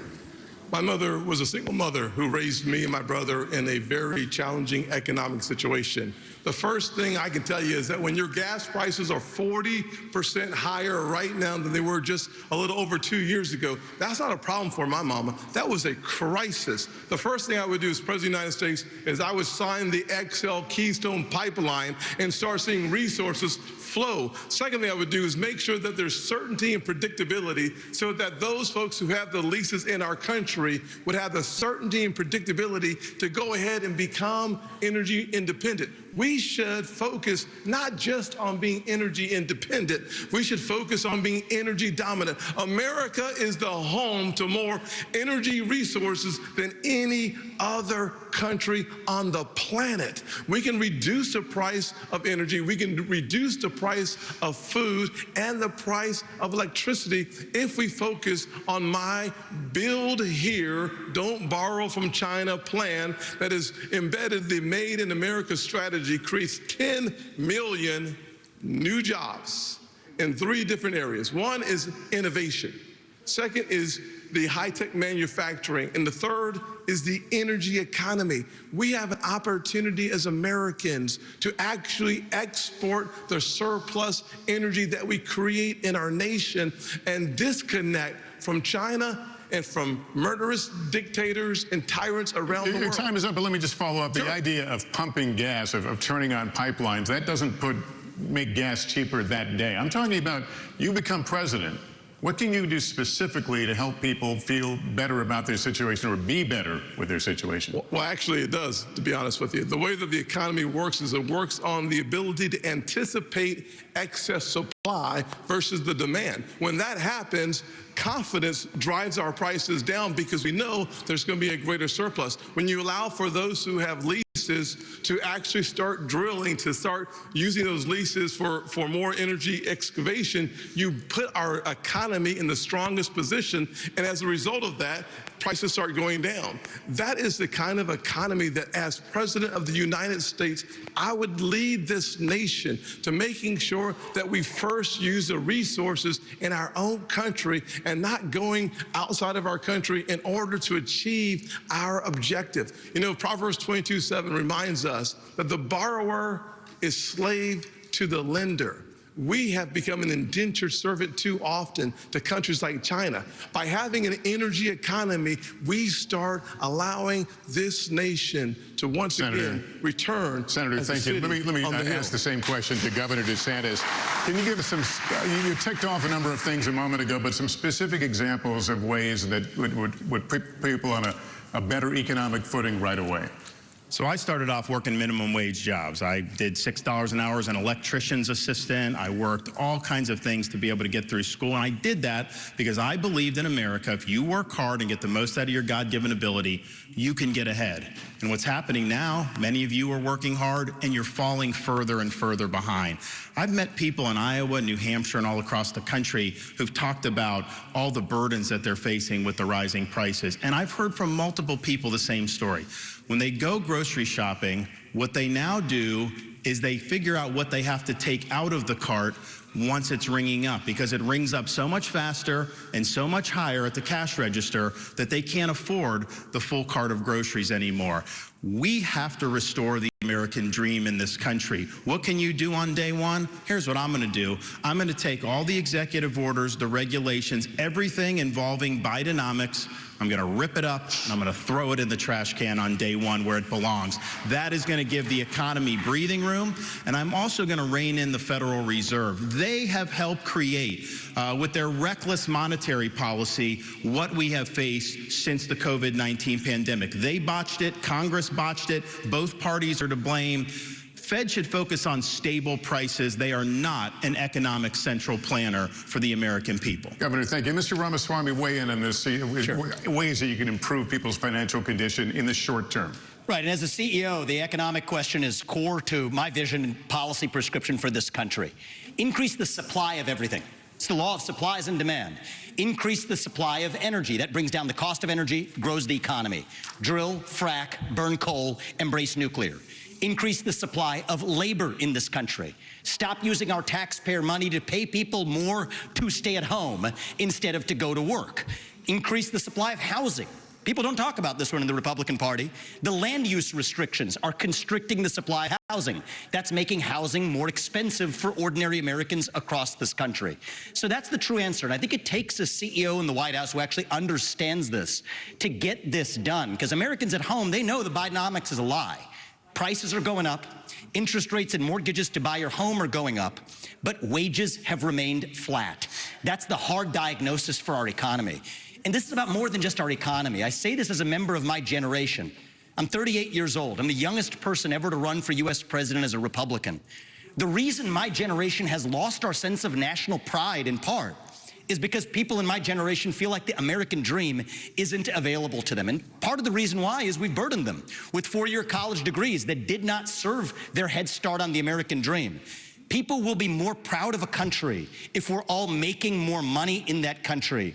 This is how we revive national pride and our identity, and it will take a CEO in the White House with zero-based budgeting, by the way, to take on the federal debt to get this job done. Let me turn to Governor Christie on that. Well, look, Lester, part of the entire premise of the question, and I agree with Tim on this, is absolutely energy is the key to this because it drives every one of those other prices. You know, now food gets to your grocery store, it gets trucked. And those truckers have to pay for fuel and for the higher fuel prices. And when you go ahead and you tell people, we are going to unleash every bit of American energy, every bit of its potential, what happens in the futures markets? The prices go down because those people who are believing that the Biden program will continue are the ones who are bidding this up. And let me tell you the other place that's bidding it up, in the Middle East. And so if you don't believe that making sure that Israel and that Israel situation that's going on right now isn't resolved and resolved quickly as President of the United States and bring stability back, that will also not permit countries like Saudi Arabia and others to be able to jack their prices as well in what they say is in response to a crisis, when it's really what it's in response to is putting more money in their pockets. When they have an American president who knows that Israel must be defended not with humanitarian pauses and not with suggestions for ceasefire, but with letting them know we will supply them with everything they need, that will also bring stability to the market. Energy is the key to bringing this down. It's what every American family needs when they turn on their lights, fill up their car, and go to the grocery store. And we need to do that first and foremost. That's the short-term answer. Governor Christie, thank you. Ambassador Haley, let me come at this from a slightly different direction. Americans in rural communities are being especially squeezed by inflation right now. An Iowa State University study found that last year inflation cost rural households about an extra $5,000. How would you specifically help rural Americans who are suffering right now, Ambassador? Well, I'm a product of rural America. I grew up in rural South Carolina, and I can tell you what we're seeing now in America is the rich are getting richer and the poor are getting poorer. We have to go and start beefing up the middle class, and the first thing I would do is I will eliminate the federal gas and diesel tax in this country. We'll cut taxes on the middle class, but we have to stop the spending binge that's happening by Republicans and Democrats in Congress. I will make sure, one, we claw back the $500 billion of unspent COVID dollars that are out there. Instead of 87,000 IRS agents going after middle America, we'll go after the hundreds of billions of dollars of COVID fraud that exists, one out of every $7. We'll stop the spending, we'll stop the borrowing, we'll eliminate the earmarks, and I'll veto any spending bill that doesn't go back to pre-COVID levels. That will cut trillions and allow us to be safe. We also need to be not energy independent, energy dominant. We are blessed with resources, let's do it. But the reason no one should give you a number, Hugh, on the amount of ships in the Navy is because in a few years, our interest expense is gonna be more than our defense budget. So no one can give you that number realistically without first tackling what's happening with the financial situation. It would be a false number to give you that. We have got to understand this is a crisis. It is a national security concern. If we don't deal with what's going to happen with that interest expense in a few years, we're going to look like Japan, and we can't let that happen. The strong dollar matters. Ambassador, thank you very much. Kristen. Americans could see their Social Security benefits drastically cut in the next decade because the program is running out of money. Former President Trump has said, quote, under no circumstances should Republicans cut entitlements. Governor Christie, first to you. You have proposed raising the retirement age for younger Americans. What would that age be specifically, and would you consider making any other reforms to Social Security? Sure, and we have to deal with this problem. Now, look, if we raise the retirement age a few years for folks that are in their 30s and 40s, I have a son who's in the audience tonight who's 30 years old. If he can't adjust to a few-year increase in Social Security retirement age over the next 40 years, I got bigger problems with him than his Social Security payments. And the fact is, we need to be realistic about this. There are only three things that go into determining whether Social Security can be solvent or not: retirement age, eligibility for the program in general, and taxes. That's it. We are already overtaxed in this country, and we should not raise those taxes. But on eligibility also, I don't know if out there tonight, and if you're watching Warren, I don't know if Warren Buffett is collecting Social Security, but if he is, shame on you. You shouldn't be taking the money. There are a lot of programs in this country that we all pay for that we don't get a direct benefit from. Food stamps is one of them. I've never, fortunately in my life, ever had me or my family on food stamps, but I'm glad it's there so that no one in this country goes to bed hungry at night if they have availability to that program. But I don't get a direct benefit. The fact is, on Social Security, remember why it was established. It was established as a safety net program to make sure that no one would grow old in this country in poverty. That's what we got to get back to. Rich people should not be collecting Social Security. Governor, can you give me a specific age? 69, 70? What would the age be? No, look, that's going to be a part of a negotiation with Congress, Kirsten, and hell, I'm not going to start negotiating until I get there. All right, Ambassador Haley, let me have you weigh in on this, because you said in June that you would be open to raising the retirement age. Have you determined what that age would be specifically, and what other reforms are you looking at? So first of all, any candidate that tells you that they're not going to take on entitlements is not being serious. Social Security will go bankrupt in 10 years. Medicare will go bankrupt in 8. Right now, you have Ron and Trump joining Biden and Pelosi saying they're not going to change or do any sort of entitlement reform. What we need to do is keep our promises. Those that have been promised should keep it. But for like my kids in their 20s, you go and you say, we're going to change the rules. You change the retirement age for them. Instead of cost of living increases, we should go to increases based on inflation. We should limit benefits on the wealthy. Bernie Marcus can tell you he hates getting that check. Limit the benefits on the wealthy, and then expand Medicare Advantage plans. Seniors love that, and let's make sure we do that so that they can have more competition. That's how we'll deal with entitlement reform, and that's how we'll start to pay down this debt. And can you give me a specific age? Have you determined the age? Again, you have to work with Chris. What I can tell you is it's going to be those in their 20s just coming into the system, and it should reflect more of life expectancy. It doesn't do that now. All right, Mr. Ramaswamy, have you determined if you would touch entitlements and Social Security? What, if any, reforms are you looking at? So this is really important right now. We're working within the last window I believe we will have to actually fix this problem while still leaving Social Security and Medicare benefits for current seniors intact. I'll tell you how. The other candidates assume, like Nikki, that it can't be done. And on her math, she's right about it.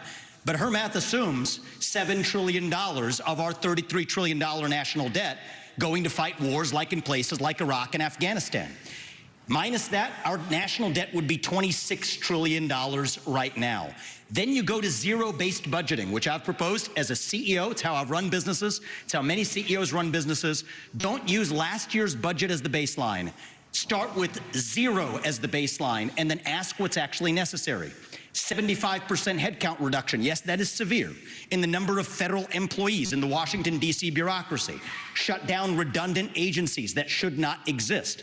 Deliver economic growth as a positive tailwind. I think we can get to 3, 4, maybe even 5% GDP growth if we really take the regulatory shackles off of our economy.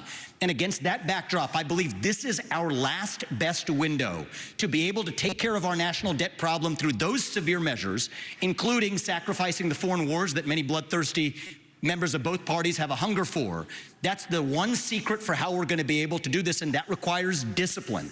So we can't have the first conversation we were having, sending foreign aid willy-nilly to countries whose national debt per capita is less than ours. Thank you, But Mr. if we do this Ramaswamy. correctly, I think this is our last window, and it'll take a CEO from the next generation to do it. Thank you very much. Senator Scott, weigh in here. What are you looking at to keep Social Security sustainable? The bottom line is a simple one. We have to grow our economy and cut our spending. Let me just say to my mama and to every other mama or grandfather receiving Social Security, as President of the United States, I will protect your Social Security. The fact is that we're spending today about $1.1 trillion of Social Security, about $750 billion on Medicare, about $300 billion on Medicaid, about $400 billion on veterans benefits, $1.7 trillion on annual appropriations. If we're going to actually tame this tiger, the way you do it is not by picking on seniors who have paid into a program that deserve their money coming back out to them. The way you deal with it is, number one, you have to grow your economy. My plan, Made in America, creates 10 million new jobs, grows our economy at 5%. By doing so, you add trillions of dollars of economic activity and billions of dollars to your treasury. Number two, you have to cut taxes. When we cut taxes in 2017, I wrote the Tax Cuts and Jobs Act. Everybody said, well, guess what? Revenue will go down. Well, in 2018, after we wrote it in 2017, what happened? Revenue went up by 3%, and the next year, it went up by another 3%. So what we know is that the Laffer curve still works, that the lower the tax, the higher the revenue. And finally, if we're going to deal with it, we have to take our annual appropriations back to pre-2020, pre-COVID levels of spending, which would save us about $500 billion in the next budget window. By doing that, we deal with Social Security and our mandatory spending. Thank you, Senator. Very quickly, would you raise the retirement age? Would you be open to raising the retirement age, or do you rule that out? All you have to do is go to a farm in Iowa and watch the hard work and the dedication. Yes or you no, and I though, having Senator? a conversation. Yes or the no, answer though? is no, but listen to this, though, before you go on. Thank you.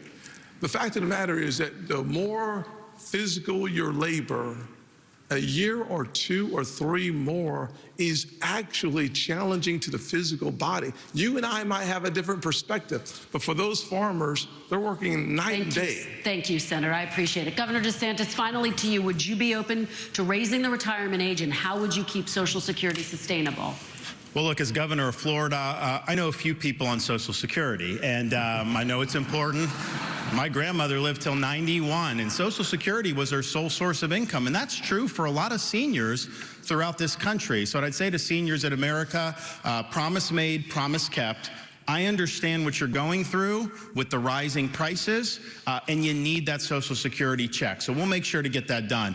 What can you do to help shore up Social Security? One of the things that's causing problems is the inflation. We have to reduce inflation. When you have higher inflation, the seniors get a cost of living adjustment, which means the program's spending more, but it doesn't cover the increase in the actual inflation rate. We also do need to get to at least 3% growth. You're never going to be able to have issues be able to solve the budget without that. But I would note this. Congress for decades took money from Social Security. Social Security would have more tax revenue than it put out. They would take it and then they'd write an IOU to Social Security. Congress has a lot of dirty hands on this. I'm going to force Congress to stop spending so much money. And you know, one thing we have to do, we talk about the retirement age, is just something that's changed in the last 4 or 5 years. Life expectancy in the United States is declining. So, Governor, in this yes country. or no? Would you raise it? Would you raise the retirement age? When life expectancy is declining, I don't see how you could raise it the other direction. So it's one thing to peg it on life expectancy, but we have had a significant decline in life expectancy in this country, and that's just the fact. All right, Governor DeSantis, thank you. Thank you, candidates. And we will be right back after a quick break from Miami, Florida.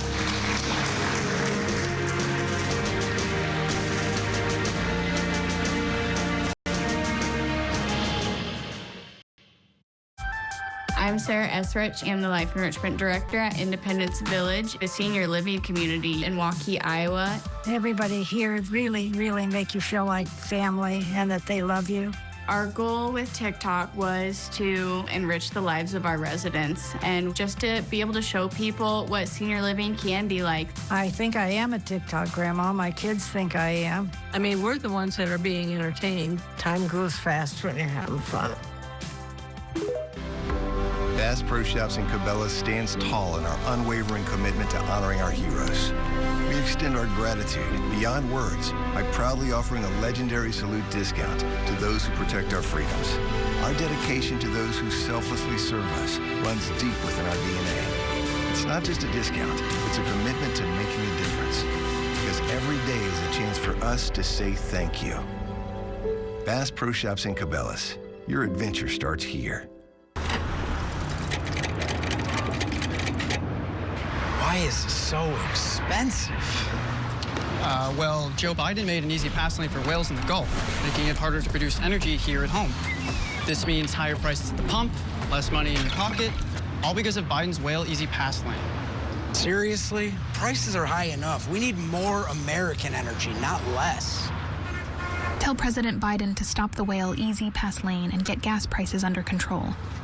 What even is this? Don't touch my things, gross. Janice, when you bundle your home or renters with your auto, Progressive provides 24/7 protection for almost everything you own. But you really need my weighted hoop. It's for my snatched waist. It's my dog chaise lounger. Foot treadmill. That's my Tuesday chalice. Purse that says purse. Hyperbaric oxygen therapy chamber. I can't live without oxygen. Solid gold coffee machine. Lake making kit. Really? Can Progressive cover that too? Yes, but... Hi, it's Janice. I'll take 5. Is my voice on TV right now? When I think about what the Today Show does, it's not just about the mornings, it's about your whole day. There's a feeling of we're in there with you. Then let's take on this day together. If adversity was supposed to ground the Jets, nobody told them. Now, a season full of twists and turns makes its way to Vegas. Jets, Raiders, Sunday Night Football on NBC and Peacock.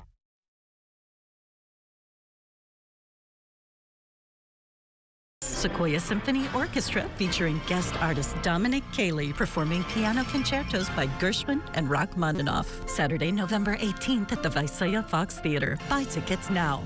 At Long John Silver's, feed your sea tooth with a fish and shrimp platter. 2 heavyweights of the high seas dipped in our signature batter and fried to golden perfection. Pair your platter with Wisconsin white cheddar cheese bites and ride a wave of melty goodness. Order ahead at longjohnsilvers.com. Fish yeah. Home is many things. Home is a place to grow. A place to try new things. A place to take a moment.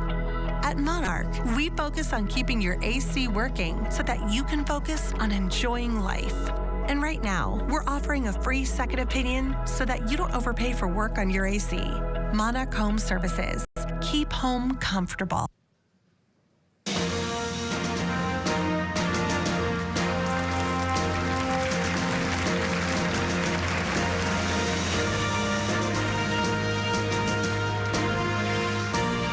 Welcome back to tonight's NBC News Republican presidential debate. Once again, here's Salem Radio's Hugh Hewitt. Thank you, Lester.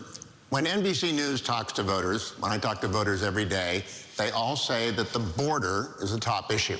It can mean a lot of different things. It can mean 2 million people who crossed illegally last year. It can mean more than 150 arrests of people on the terror watch list. It can mean the burden on states from having migrants move into their states from the southwestern border. But I want to talk about opioids specifically and fentanyl. And I'll start with you, Senator Scott. Tens of thousands of Americans' families have suffered a death to fentanyl. Young people sometimes die taking 1 pill.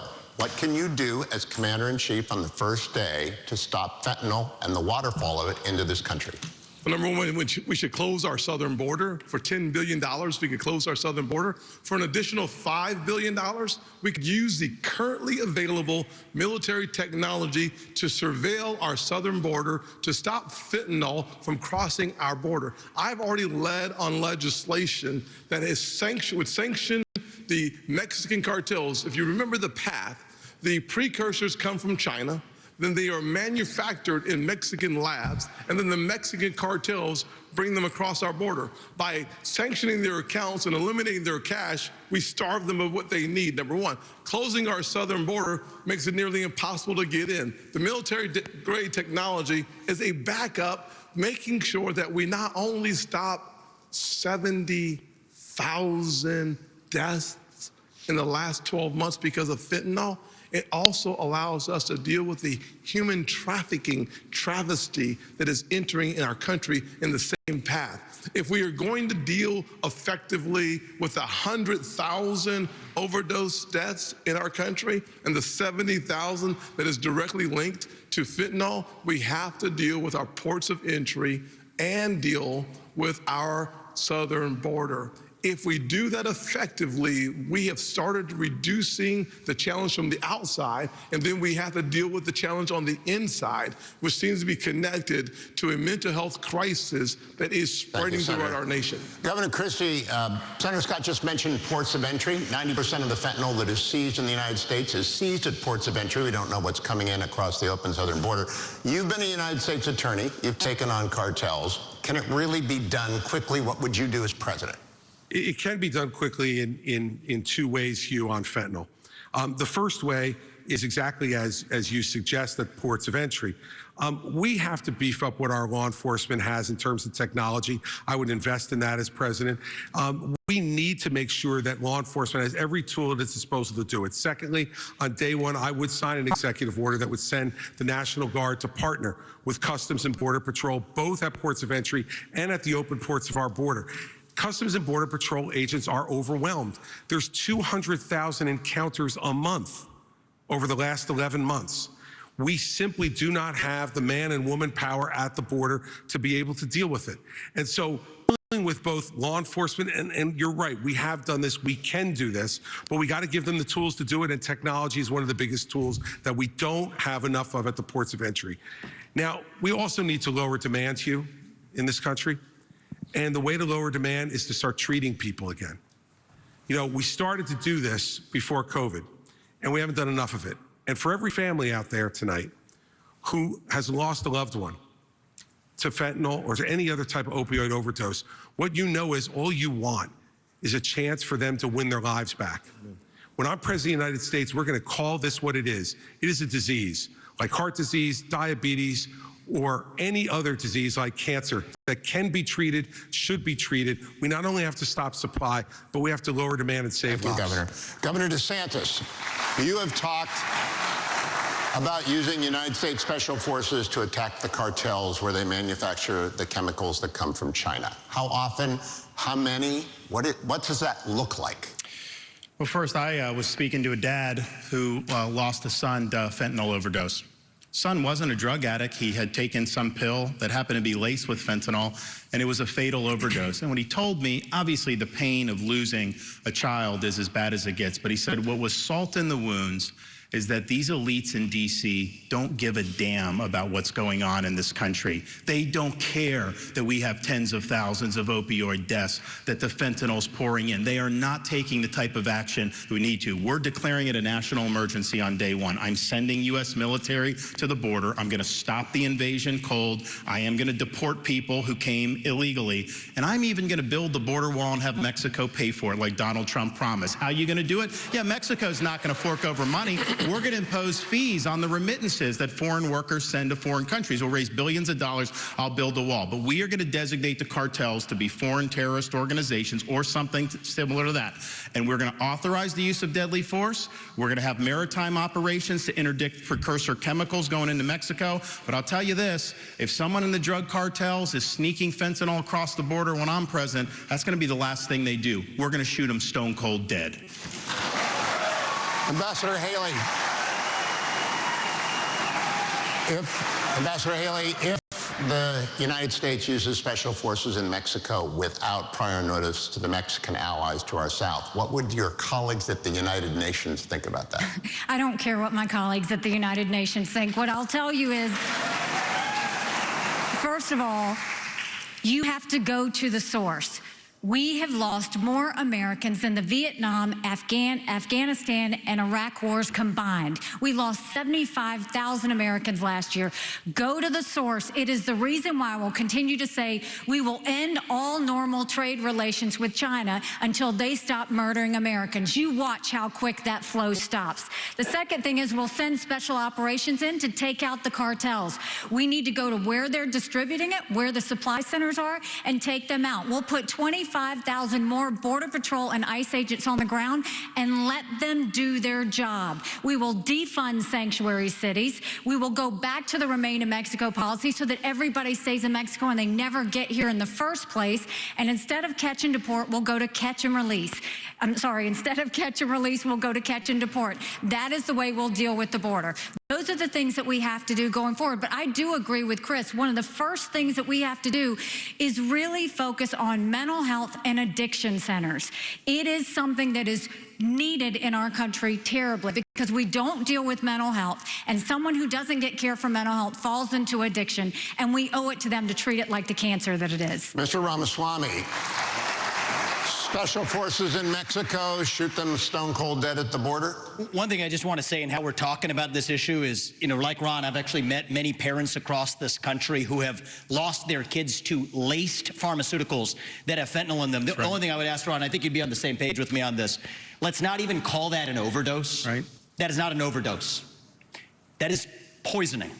If you put that fentanyl in a Big Mac, we would not call that an overdose. You'd call it what it is. It's closer to bioterrorism. And I say that because as it uniquely relates to this crisis, that does warrant more aggressive means to deal with it. So there's a new presidential election in Mexico in 2024. People may not be aware of that. It's going to be someone other than Obrador, who has been a disaster in Mexico. I think he's even mentioned me obliquely in speeches to say that somebody who would do this shouldn't get anywhere near the White House. Well, AMLO, get out of the way. There's going to be someone else in charge. I hope to build a good relationship with that next president of Mexico. We'll use our own military to seal our own southern border. What we need to do is stop using our military to protect somebody else's border halfway around the world when we're short right here at home. Get serious about protecting this border. And then the other thing that hasn't been discussed is the northern border. I'm the only candidate on the stage, as far as I'm aware, who has actually visited the northern border. There was enough fentanyl that was captured just on the northern border last year to kill 3 million Americans. So we got to just skate to where the puck is going, not just where the puck is. Don't just build the wall, build both walls. Can't just complete the wall, use the military to seal the Swiss cheese for the tunnels that they're actually building underneath that wall. Thank you, That's Mr. what it needs to be Ramaswamy. practical and actually get this job done. Thank you. Kristen. Thank you, Hugh. Let's talk now about last night's election results. Abortion rights supporters saw victories in Ohio and Virginia, following earlier wins in states like Kansas and Kentucky. Governor DeSantis, first to you, how do you see the path forward for Republicans on this issue? Well, I stand for a culture of life, and I understand that it's important that everyone gets a shot. I'm reminded of a story about a young mother who was struggling in Jamaica about 45 years ago. She was counseled to not have a baby because she was poor, baby wouldn't have opportunity, and she came close to have an abortion, but she decided to have the baby, born poor in Jamaica. And the reason I know that story is because that baby girl ended up emigrating to the state of Florida, becoming a lawyer and a judge, and I appointed her to the Florida Supreme Court in August of 2022. We're better off when everybody counts. We're better off when we can promote a culture of life. At the same time, I understand that some of these states are doing it a little bit different. Texas is not going to do it the same as New Hampshire. Iowa's not necessarily going to do it the same as Virginia. So you got to work from the bottom up. You got to do a better job on these referenda. I think of all the stuff that's happened to the pro-life cause, they have been caught flat-footed on these referenda, and they have been losing the referenda. A lot of the people who are voting for the referenda are Republicans who would vote for a Republican candidate. So you got to understand how to do that. But let's just be clear. The Democrats have taken a position. They will not identify the point at which there should be any protection all the way up until birth. That is wrong, and we cannot stand for that. All right, Governor DeSantis, thank you. Ambassador Haley, let me have you weigh in. Former President Trump has consistently blamed the abortion issue and how Republican candidates have talked about it for their electoral losses. How do you see the path forward? I've said it before. I think you have to be honest with the American people. This is a personal issue for every woman and every man. I am unapologetically pro-life, not because the Republican Party tells me to be, but because my husband Michael was adopted and I had trouble having both of my children. So I'm surrounded by blessings. Having said that, when you look post-Roe, a wrong was made right. They took it out of the hands of unelected justices and they put it in the hands of the people. And now we're seeing states vote. And what I'll tell you is, as much as I'm pro-life, I don't judge anyone for being pro-choice, and I don't want them to judge me for being pro-life. So when we're looking at this, there are some states that are going more on the pro-life side. I welcome that. There's some states that are going more on the pro-choice side. I wish that wasn't the case, but the people decided. But when it comes to the federal law, which is what's being debated here, be honest, it's going to take 60 Senate votes, a majority of the House, and a president to sign it. So no, we haven't had 60 Senate votes in over 100 years. We might have 45 pro-life senators. So no Republican president can ban abortions any more than a Democrat president can ban these state laws. So let's find consensus.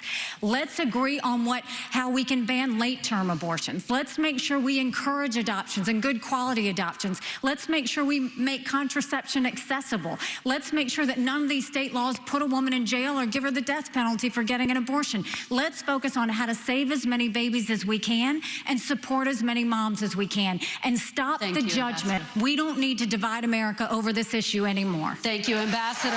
Senator Scott.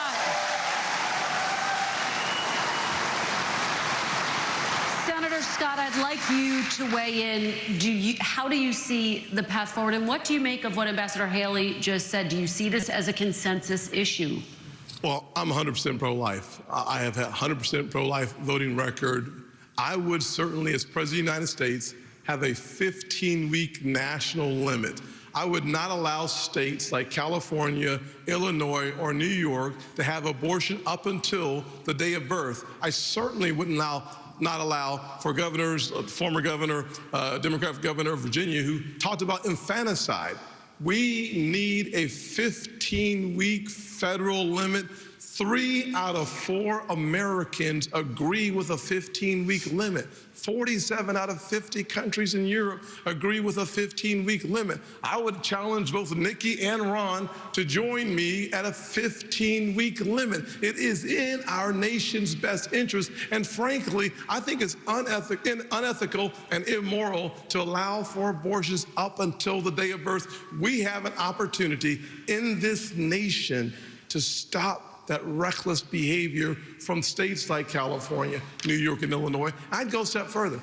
In my parents' plan, we start by talking about funding, block granting resources to crisis pregnancy centers. We should support adoption. There are a number of ways that we can say to the expectant mother that we stand with you. We should not only be pro-life before the child is born, we should be pro-life after the child is born just as much. Senator Scott, thank you. Ambassador Haley, your name was invoked. Would you support a 15-week federal limit?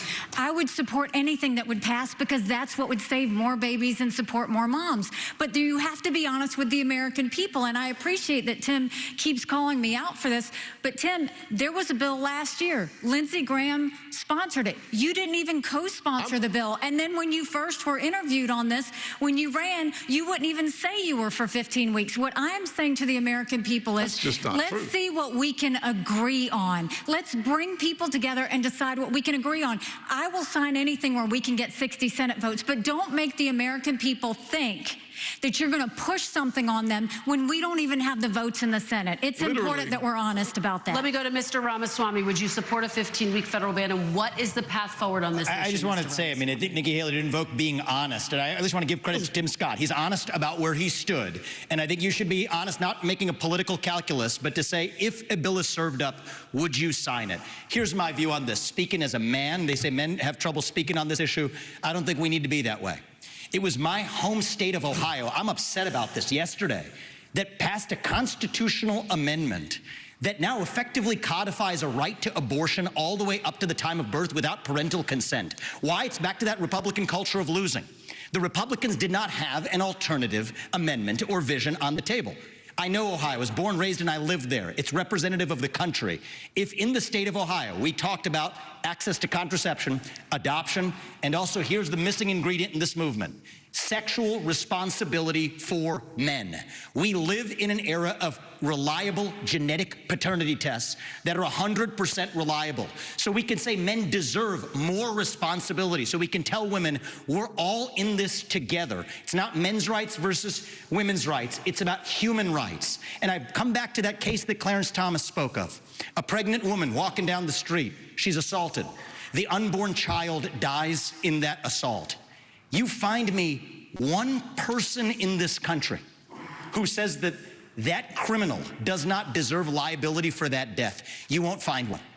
That says we share the same instincts on this issue, but we require, I believe, a different generation of leadership to actually lead us forward and unite the country on this with honesty. Thank you, Mr. Ramaswamy. Governor Christie, as you know, federal limits are important to a lot of Republicans. Where do you stand on this issue, and what is the path forward for Republicans? For 50 years, conservative lawyers have been arguing that the federal government should have absolutely nothing to do with this issue constitutionally because it's nowhere in the Constitution. And then Dobbs comes and we finally gain that victory. which was the creation of a constitutional right out of thin air that didn't exist. And now we have people running to say, let's short circuit the states from doing what they need to do, and let's go right to some type of federal ban at a certain number of weeks. And people on the stage have been all over the place, 20 weeks, 15 weeks, 12, 6. Look, the founders were really smart. And this is an issue that should be decided in each state. And I trust the people of this country, state by state, to make the call for themselves. Now, it's going to lead to a lot of divergence. In Oklahoma, you can't get an abortion unless the life of the mother is at risk. In my home state of New Jersey, it goes up to 9 months that you get an abortion. I find that morally reprehensible. But that is what the people of our state have voted for. And we should not short circuit that process until every state's people have the right to weigh in on it. But here's the bigger issue, Kirsten. The bigger issue is, and Tim began to touch on this, we're not pro-life for the whole life. To be pro-life for the whole life means that the life of a 16-year-old drug addict on the floor of the county lockup is precious, and we should get treatment for her to restore her life. The 52-year-old who's drug addicted should make sure that any of his children who he's passed that addiction on to are treated well too.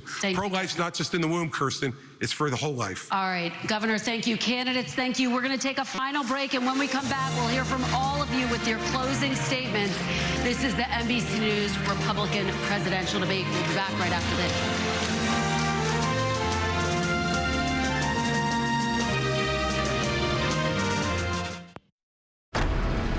Napoleon Bonaparte, the greatest leader in the history of the world. You are just a brute. He's vain, but he's popular. This vermin has routed Europe. You want to be great? I'm not built like other men. But I will win by fire. Napoleon, rated R, exclusively in theaters Thanksgiving. Kayaking is my thing. Running is awesome. But her moderate to severe eczema would make her skin so uncomfortable. I was always so itchy, especially when I was hot. Now my skin doesn't itch as much. Now we're staying ahead of her eczema. There's a power inside all of us to live our passion. And Dupixent works on the inside to help heal your skin from within. It helps block a key source of inflammation inside the body that can cause eczema, so they can have clearer skin and less itch. Serious allergic reactions can occur that can be severe. Tell your doctor about new or worsening eye problems, such as eye pain or vision changes, including blurred vision, joint aches and pain, or a parasitic infection. Don't change or stop asthma medicines without talking to your doctor. Healing from within is a wonderful thing. Ask your child's eczema specialist how Dupixent can help heal their skin from within. I'm Jasmine, and TikTok helped keep my parents' dream of owning a restaurant alive. When business was slowing down, we didn't think we would be able to renew the lease. That's when I started making TikTok videos. After we posted the video, we were slammed. People letting us know that they were trying it out for the first time. I always knew TikTok was a pretty powerful platform, but I never realized the extent of that power until a small town girl like me was able to reach millions of people and help keep my parents' dream alive. Now is raw. How hard is it to see it like this? Our house is no longer here, but we are here. Now is real. Let's break down what we know and then the big questions still outstanding. News for the generation of now is NBC News Now. Tonight, what are you wearing? John Oliver campaigns for his favorite bird. The Puteki Teki. Even the name is just a dance in your mouth. Plus, MetLife, Black Pumas, and election results. Colorado voted to legalize marijuana again because they forgot they already did. New Fallon.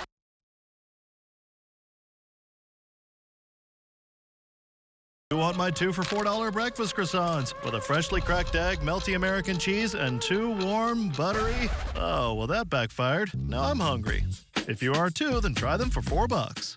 There's a story about President Kennedy visiting NASA and asking a janitor, "What do you do here?" And he replied, "I'm helping put a man on the moon." At Korea Health, we hold that same belief that all our employees have purpose and are necessary to achieve our mission. Mommy, what do you do at work? I help save life, Miha. Korea Health, more than medicine, life. My Monster Tacos are back, and now they're angry. You won't like them when they're angry. You'll love them. Spicy seasoned tacos with lettuce, taco sauce, and melty American cheese inside a red shell. 'Cause, you know, angry. Mmm, spicy angry. Try them today.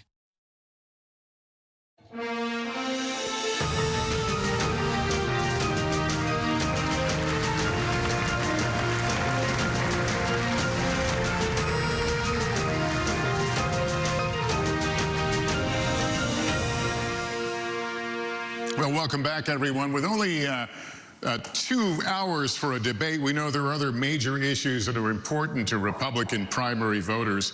I'll ask you each to please use your closing statement to focus on any topic you didn't have time to address and why you and not former President Trump would be the party's best choice to tackle these important issues. You each have a minute. Senator Scott, we'll start with you. 1 minute. There's a crisis that is growing in our nation, and that crisis is cultural and spiritual. We need a renewal, a great awakening. We should reject the left's valueless, faithless, fatherless society. We should turn back to faith, patriotism, and individual responsibility. We should stop choosing victimhood and start choosing victory. We should stop kneeling in protest and start kneeling in prayer. There are basic truths that built this country. If you're able-bodied in America, you work. If you take out a loan, you pay it back. If you commit a violent crime, you go to jail. And if God made you a man, you play sports against men. I do not just want to... Audience, please. I do not just want to win the battle against Joe Biden. I want us together to win the war for our Christian conservative values that changed my life. Senator Scott, thank you. Governor Christie, you have 1 minute. That's why I'm asking you for your vote.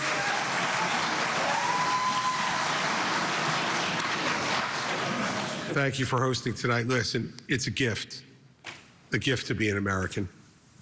And I'm running for President of the United States because I'm tired. I'm tired of seeing the division.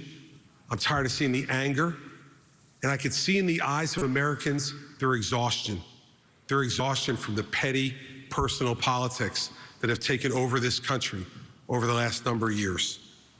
I'm running for president to be a president of consequence, to do the big things, to make sure that America's role in the world stays #1, that we stand up for our friends and allies around the world, and we stand up for what we believe in right here at home.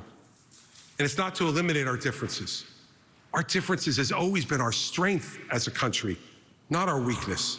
But you can't truly say you love America unless you're ready to open up your heart to every American. I'm going to open up my heart to every American as president, and I will make sure that I return honesty, integrity to the Oval Office. We deserve and should accept nothing less. Governor, thank you very much. Let's go to Mr. Ramaswamy now. Your 1 minute. We've talked a lot about foreign wars tonight, but we're in the middle of a war right here at home. It's a war not between black and white or Democrat and Republican. It's between those of us who believe in our founding ideals and love this country and a fringe minority who hates the United States of America. And I think it's going to take a commander-in-chief to lead us to victory in that war, who first of all knows that we're in a war. Second of all, can't be captured by the special interests along the way. But third is from the next generation, somebody with fresh legs to lead us to victory. I'll shut down the deep state. I'll declare economic independence from China. I'll keep us out of World War III, and then revive national pride in this country. I also want to close with one message to the Democrat Party. End this farce that Joe Biden is going to be your nominee. We know he's not even the president of the United States. He's a puppet for the managerial class. So have the guts to step up and be honest about who you're actually going to put up so we can have an honest debate. Biden should step aside, end his candidacy now, so we can see whether it's Newsom or Michelle Obama or whoever else. All right, just Mr. tell us the truth so we can have an honest debate.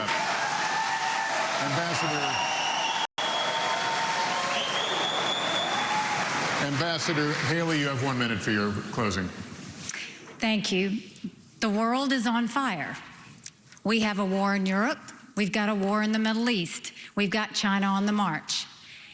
It is very important that we know how to defend our freedoms and how to defeat terrorism and socialism. We have to know the difference between good and evil. We have to know the difference between right and wrong.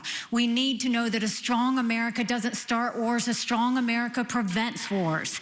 And the way we can focus on that is to make sure we go back to the soul of America and be strong and proud again. And we can't do that.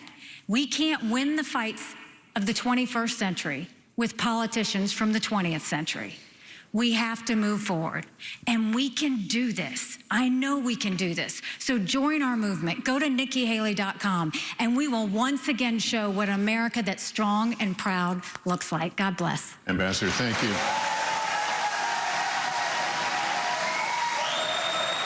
Governor DeSantis, you're closing. You have 1 minute. We must reverse our country's decline, and that is going to require leadership. I will take the hits, I will take the arrows, I will take the barbs, because it's not about me, it's about you. It's not about the past, it's about your future. We are going to fight for you. I am going to win for you and your family, and I'm going to lead this country's revival. As a veteran of the Iraq War and in the Navy, I will always put service above self as president. As the father of 3 young kids, I'm going to ensure that this country is left to the next generation in better shape than we found it. And as the governor of Florida, I delivered on all my promises, and you can trust me to deliver for you as the President of the United States. I am asking for your vote. I'll be a nominee that will be able to win the election. I will be a leader you can be proud of, and as your president, I will not let you down. God bless you. Governor DeSantis, thank you.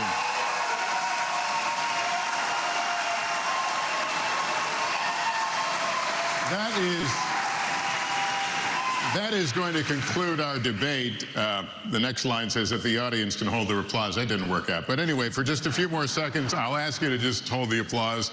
On behalf of my fellow moderators, I want to thank the candidates for their time and for this spirited debate. Really good, deep conversation, and we appreciate you all being here. Thank you as well to our wonderful hosts here at the Adrienne Arsh Performing Arts Center. On behalf of the Republican National Committee and all of us at NBC News, good night, everyone, from Miami.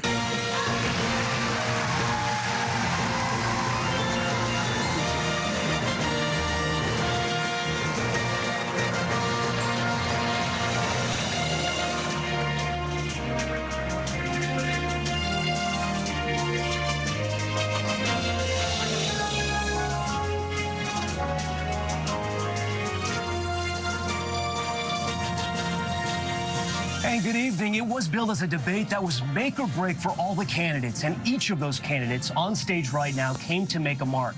Good evening. I'm Tom Yamas here in Miami. I'm Hallie Jackson alongside Tom here in the spin room. As you are looking live at these candidates on stage, one of the most intriguing parts of the post-debate procedure here, greeting spouses, kids, people who have come to see them here at the Adrienne Arsh Center, where we are located here in Miami. 2 fiery hours, 2 substantive hours. Some shots fired at Donald Trump, at President Biden, at each other, Tom, with these candidates now taking a moment here as we watch some of the interactions. We saw that brief handshake between Nikki Haley, Ron DeSantis. We saw Nikki Haley, Chris Christie interacting, and there, Tom, is Vivek Ramaswamy. Along with his wife, Apruva, and something we did see as well, Vivek making a quick U-turn, avoiding Nikki Haley. Nikki Haley's daughter on stage right now next to her. As you remember, she was invoked in this debate. Ramaswamy going after her, saying she had downloaded TikTok. She was on TikTok, essentially saying that Nikki Haley was a hypocrite for attacking him for being on TikTok. And then Nikki Haley calling him a scum. It was the pivotal moment in this debate, I would argue. The former UN ambassador clearly taking exception with how personal Ramaswamy got, invoking her daughter, who was obviously in the debate hall, joining her now here on stage. And look at this, Tim Scott, Senator Scott, and Governor Christie. Excuse me, Haley, I think we should go back to Ramaswamy. It looked like he was shouting or speaking to someone in the front row. He had some very, very tough words for the RNC chair, Ronna McDaniel. Again, it looked like he was talking to somebody in the front row in sort of a very loud manner. We know they went back and forth, and from what we understand, the RNC chair, when she was getting attacked in the middle of the debate, really in the first few minutes of this debate, she was not too happy. We're going to ask our producing team to take a look at that interaction there as we're watching some more of it here on stage. This debate, in large part, at least in the first half, dominated by foreign policy here.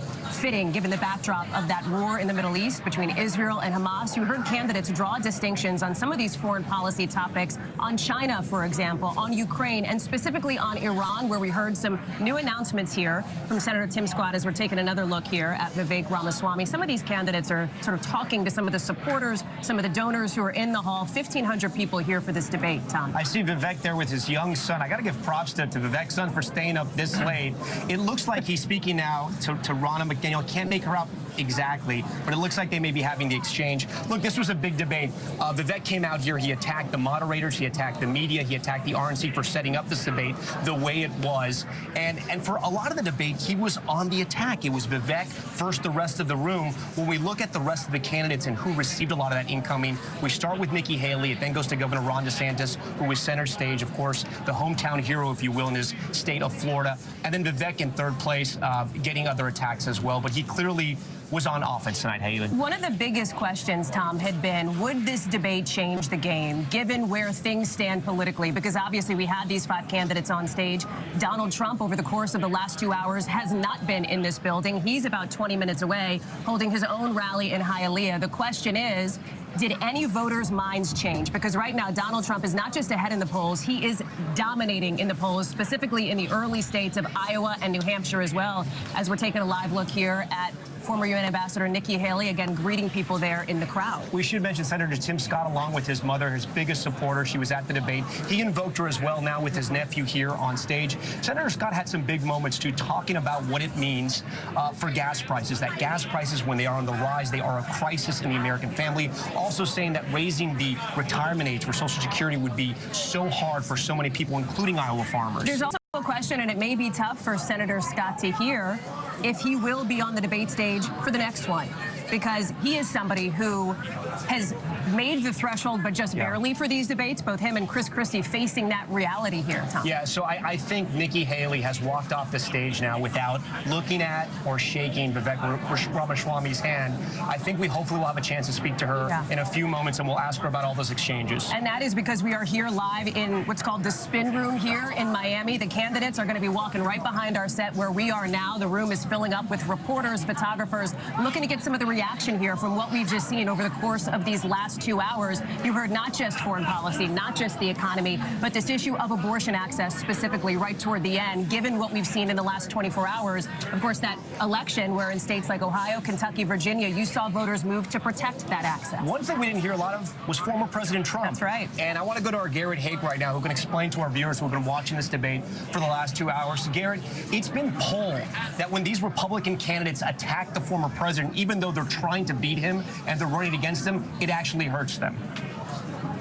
Yeah, that's right, Tom. There was such a cautious manner in which these candidates tried to separate themselves from the frontrunner who's been dominating this race. You heard them do it in a way where they basically wrapped their criticisms of Donald Trump in praise of his presidency, because they're trying to give a permission structure to his voters to say, yes, I liked him then, or I liked elements of what he did then, even if he's not the candidate for me now. And that's based in sort of a factual basis based on some of our own polling, which has found that attacking Donald Trump directly can make a candidate less popular with the very Republican voters they're trying to win over. It's something that Chris Christie has struggled with. It's something Mike Pence struggled with. Part of the reason he's not in this race anymore. So you saw these candidates in this real bind. None of them can be the Republican nominee unless they go through Donald Trump to get there. It's just mathematically not possible. But to do that, I think all of them are making similar calculations about trying to be the last person standing or hoping someone else will do the dirty work for them. And if we end this election cycle, if we end this primary cycle with Donald Trump once again as the Republican nominee, I think debates like this one, huge stages with lots of eyeballs on them, and these candidates not taking the opportunity to draw a more direct contrast with the frontrunner who's been squashing them in state and national polls, is going to be part of the reason why we could end up in that same place like we saw in 2015 into 2016. Garrett, you make the important point that while there is some framing here that this is a race now to see who can take that second place position, and take on Donald Trump, perhaps in a closer to one-to-one matchup. They are running out of time. Of course, the Iowa caucus just 68 days away. Garrett Haake, thank you so much. Let me pick up here in the spin room with our panel who is joining us here on set. Former Deputy Press Secretary for former President Trump, Hogan Gidley, former Republican Congressman from right here in Southern Florida, Carlos Curbelo, and conservative columnist Mary Catherine Ham. We are glad to have you all here. Hogan, I'll start with you because you are somebody who is in touch, of course, as a former Donald Trump staffer with that team. You understand this Republican Party. What's your biggest takeaway from the night? I think, look, you're running a primetime debate. You have primetime players up on stage, but the primetime person that everyone wants to see is Donald Trump. He's not here. It's difficult for anybody to gain oxygen when he sucked it all out of the room. Even though he's not here, he obviously looms large. People had some moments here, obviously, and I talked about this before the debate. What you want to do is create a moment. You want to take that moment and build it into momentum and ultimately a movement. Remember, Kamala Harris had a great moment on the debate stage in the Democrat debate when she called Joe Biden a sex criminal and a segregationist. She had T-shirts ready, it was good to go, and then it just fell flat and went away. There were some moments tonight where people had some zingers for each other. They said some things to Donald Trump, about Donald Trump, but I don't know that that's going to change the calculus at all because Donald Trump wasn't here, and he is the front runner, Hallie, as you said, by many, many points. And we are just moments away from hearing from Governor Ron DeSantis, who is center stage. Carlos, this is your state, Florida. I do want to ask you, texting with a lot of Republican viewers, people who are in the hall, people who are watching at home, I'm getting a lot of texts that Nikki Haley had a big night. Was she the winner in tonight's debate? Well, I think Nikki Haley and Ron DeSantis had strong performances, Tom. This was a different debate than the ones the previous two. There was not a circus-like atmosphere. Right. It was very substantive. It was very serious. I think the moderators did a great job. And Nikki Haley and Ron DeSantis did what they had to do tonight. They showed that they were competent. You know, a lot has been said about Ron DeSantis and his personality and his Did he shine enough? I thought Ron DeSantis was at ease tonight. He was comfortable. Maybe it's because he's in his home state. It's warm here in Miami. Maybe that helps, right? So I really do think that those two candidates kind of reestablished or reaffirmed their positions as the leader of this pack, the race for second place. Mary Catherine, you heard the congressman talk about how Ron DeSantis seemed comfortable on this stage in his home state. Nikki Haley, of course, former UN ambassador, foreign policy is in many ways her wheelhouse, and yet one of the biggest moments for her was her clapback at Vivek Ramaswamy when he went after her daughter, as we talked about, when he talked about her high heels as well. Yeah, yes, please, have at it. I wanted her to note how high her heels were and to clap back at that, and I wanted her to say that her daughter's off limits. By the way, her daughter is grown. She's not supposed to be dictating her social media presence at this point, and if she did, we would call her a weirdo for doing that. And no man would be asked about how he was monitoring his children's social media presence. So there's that. Look, I do think Ron DeSantis did seem comfortable. And the thing about that Hogan's noting is that building momentum is key, right? So I think having a good night tonight where he came right out of the gate coming after Trump a bit, saying he should answer your questions here on this stage was good. Plus the Cameron Reynolds endorsement in Iowa, build on that a little bit. You have a little bit of momentum at your back. Hogan, you know former President Trump well. How would you rate how former Ambassador Nikki Haley and Governor Ron DeSantis handled Vivek Ramaswamy? Because I think that if you can't handle Vivek on this debate stage, how are you going to handle Donald Trump? Again, some have some good moments, some have some cringe moments. I thought the back and forth was interesting. It's obvious that Vivek Ramaswamy and Nikki Haley do not like each other. They went after each other the whole time. Ron DeSantis got into it to some degree with the China issue in South Carolina. They went back and forth over that. Listen, I do think that DeSantis and Haley clearly are a cut above the rest of the field at this point. Nowhere near where Trump is, obviously, but they are separating themselves. You're right. It was a very substantive debate. They didn't step on each other. It wasn't a melee, and they weren't yelling at each other. It didn't look like a food fight. They were trying to tell the American people, here's where we need to take this country, and I'm the best person to do it. The problem is I think the front runner has a better shot at that at this point. As we're having this conversation, just so people at home know what you're seeing on screen, that is the backstage area. As the candidates are coming off stage, they are heading into the room behind us here, the spin room, which, as you can probably see, is already filling up. It is getting louder. You see Governor Ron DeSantis there, along with his wife. Congressman, let me ask you, as our South Florida resident here, did Senator Tim Scott and former Governor Chris Christie do enough? We know that Tim Scott is banking it all on Iowa. Chris Christie is banking it all on New Hampshire. Did they do enough to stay in the conversation here?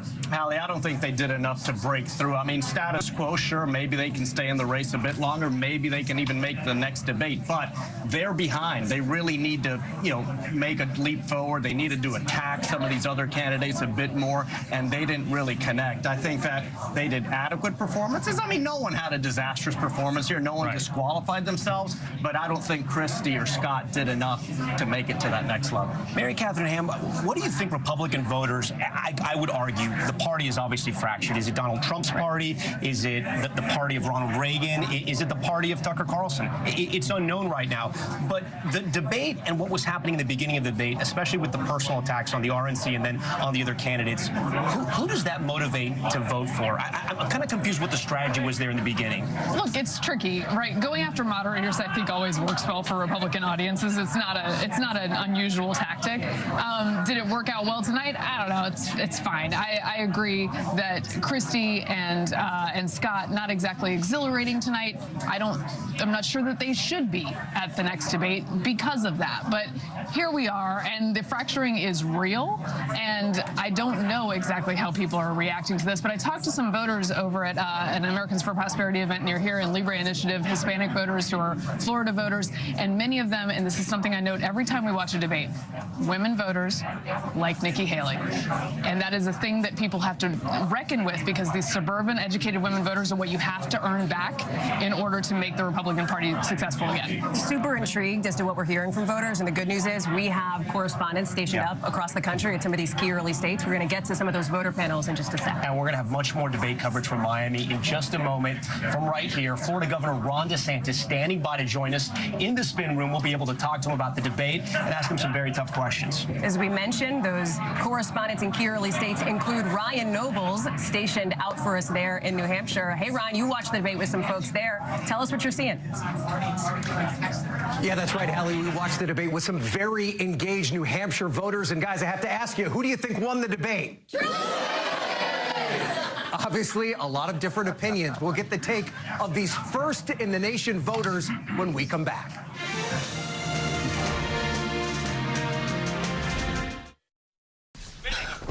These politicians can never agree. Emma, we don't always agree. Like, you're into politics. It stresses me out. You sleep hot, I sleep cool. You like sleeping in luxury. I like spending less. I guess that's why we agreed on this Satva mattress. Maybe America needs a Satva. At least we'd be comfortable disagreeing. Satva, luxury mattresses made affordable. This is AG1, foundational nutrition to support whole body, brain, and gut health. Vitamins, minerals, pre- and probiotics, adaptogens, functional mushrooms, all that in this. Start at drinkag1.com.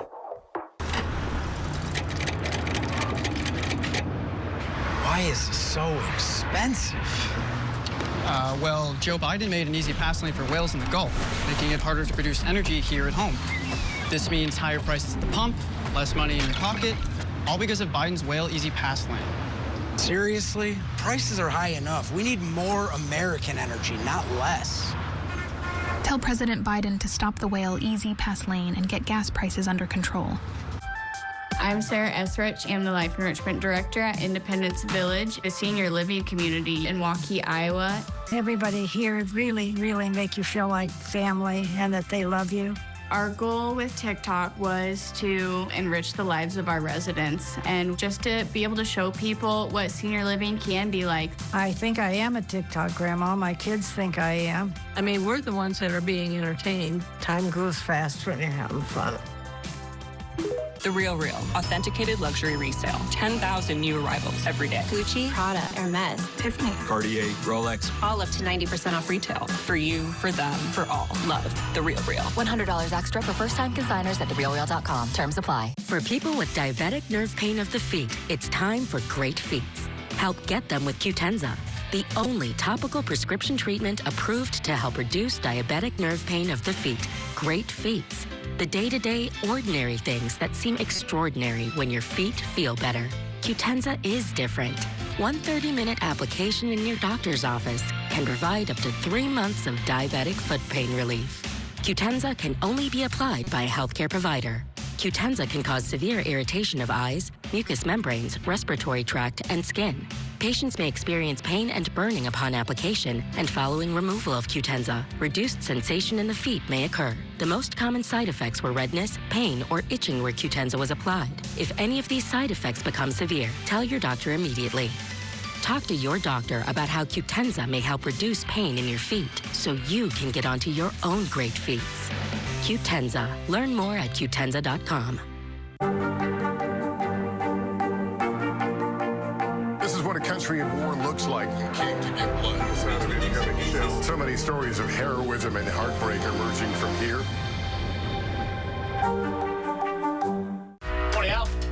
I think when you open your eyes, you get to decide, how's my day going to be? We want to be a way to start your day, lighten your load, every single morning.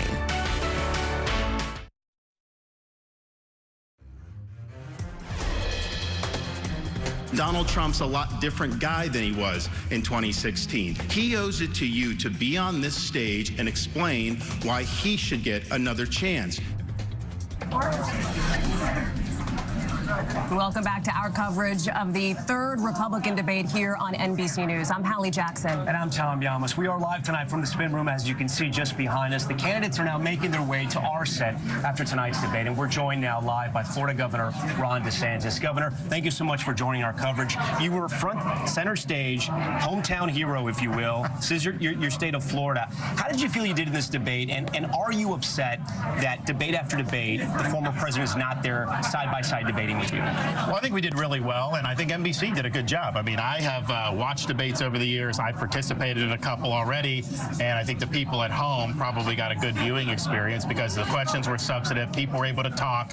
There wasn't a lot of screaming back and forth, and so I think the value of this debate was probably more than the one we did in Simi Valley. Look, Donald Trump is not the same guy he was in 2016. You would not have been able to keep him off that stage in 2016. The consultants wouldn't have been able to do that. Now, they don't want him up on the stage. When he gives speeches, it's usually off the teleprompter. And I think his view is like, well, he has a polling lead, therefore, why would he want to get involved and actually earn the job? But that's not the way this goes. So what I think you're going to see, because I'm on the ground in the early states, voters are now starting to really pay attention. It is going to hurt him if he's not willing to debate going forward, because voters expect you to earn their vote. And if you look at his support, he's got some that are rock solid. He probably doesn't have to debate. But other supporters of his are willing to go for another candidate. It sure hasn't hurt him yet so far. I don't have to tell you that in the key state of Iowa, he is up by 27 points in our most recent polling here. So let me ask you. Yeah, but he's at even that poll, which is a good poll from him, he's at 42%. He's the most famous former elected official in the world, the former Republican president. He's at 40%. He should be. Just think about this. If Ronald Reagan ran in like 88, Ronald Reagan would be getting 85 or 90%. But all Donald Trump needs is you +1. He only needs second place. I understand that, but here's the thing. We're in this situation now. The vast majority of people in Iowa and New Hampshire clearly do not want to nominate Donald Trump. So that is not a great position, and the field's going to narrow more as we go into that. And do you say that because of where enthusiasm is? Because the polling shows that there are loyal supporters of Donald Trump who do want to see him get elected. And I ask because no, I know, but it's a minority, though. It's a minority of in those early nominating states. It's a minority. It's not a majority. You are talking about, because you're in this unique position along with some of these other candidates, where you are looking obviously to win over the former president's base while also distancing yourself from him. Do you need to be tougher on him? What do you say to those critics who suggest you should be going after him harder than you have? Well, here's how I view the Republican electorate. 25% are going to do Trump no matter what, give or take. 25% have moved on. They don't want to do it. And then the 50 in the middle, they're conservative voters, America First voters. They would vote for him, but they'd also vote for someone else. I think I'm the only guy that really can play in that space of all the candidates here. So what you have to do is you have to prove yourself, and it's not a question of attacking him as much as just telling the truth. So, for example, when I'm on the campaign trail, I always say, he said Mexico would pay for the border wall. Now now what he's saying is, well, there was no legal mechanism I could have done to do that. I think if you guys covered that campaign, he was very clear, Mexico paid for the wall. But the thing is, people told him at the time, you could tax the remittances of foreign workers and you could raise the billion. So I will actually do that. So what I tell people is Governor of Florida, I delivered on 100% of my promises. I'll do that as president, but also deliver on his promises that he didn't fulfill. Governor, I'm curious what you've learned on the campaign trail, right? Campaigns aren't easy. And I want to know what you're telling your voters and your donors, because a year ago, a Wall Street Journal poll had you 14 points above former President Trump. And so it seems as Republican voters have gotten to know you more, your poll numbers have dropped. I don't think that's it. So I don't think that's it, because even this Des Moines poll, I have the highest favorability and the highest we consider. I think the issue is, if you look at the information flow, when I got reelected, I was dominating the news. Trump was not getting a lot of news. What changed was the Alvin Bragg indictment, where he started to dominate the news. So you're saying the indictments are helping him with the GOP voters, without a doubt? It definitely helped. The Bragg certainly did. And part of it is, I think they feel, and I agree on the Bragg, that it was not a valid case. But it's also just the fact that if you look at the amount of media he gets versus me, that the information flow in these national polls is what does it. I think the difference in Iowa and New Hampshire is you have a chance to pierce through that. Yeah, he may get 5-to-1 coverage on me, but I can go shake someone's hand. I can run advertising, and I can try to even that out. But that you're not going to see, I think, the sea change in that until people really start to make decisions. I do think with Kim Reynolds endorsing me, though, I think that that's a big moment for the Iowa caucus, because I've talked to people in Iowa. Basically, they said, you know what, when Governor Reynolds came out for Governor DeSantis, basically that's telling Iowa caucus goes, you know what, you got to plug in now, and you're going to start seeing that. And that was only a few days ago. Let me ask you about a policy issue that's on a lot of people's minds after what we've seen in the last 24 hours. We're coming fresh off here, election night 2023, as we head into election 2024, and the issue of abortion access seemed to power Democrats to victories in some of these key states and in some of these key races. One of the things you alluded to on stage was that a lot of states feel very differently about the issue of abortion rights. Do you believe then that there should be no national ban, that a national ban should be off the table here? Well, as some of your competitors have suggested. Well, what I've said is if you look at the practical reality of a divided country, it's going to be a bottom-up situation. That's just the reality, regardless of what you think. But what I also say on this is pro-lifers in particular have a big problem on these referenda, because if you look at Ohio, a chunk of those voters would vote for Republican candidates, but if the issue is presented the way it is, they're willing to vote for what, from a pro-life perspective, was a very extreme, very expansive pro-abortion amendment. So I think the pro-life movement has got to start keying in on these referenda. You got to be strategic about how you're doing it. You need to know the landscape that you're dealing with. There may be some states where you shoot in a certain direction. There may be others you shoot in a different one.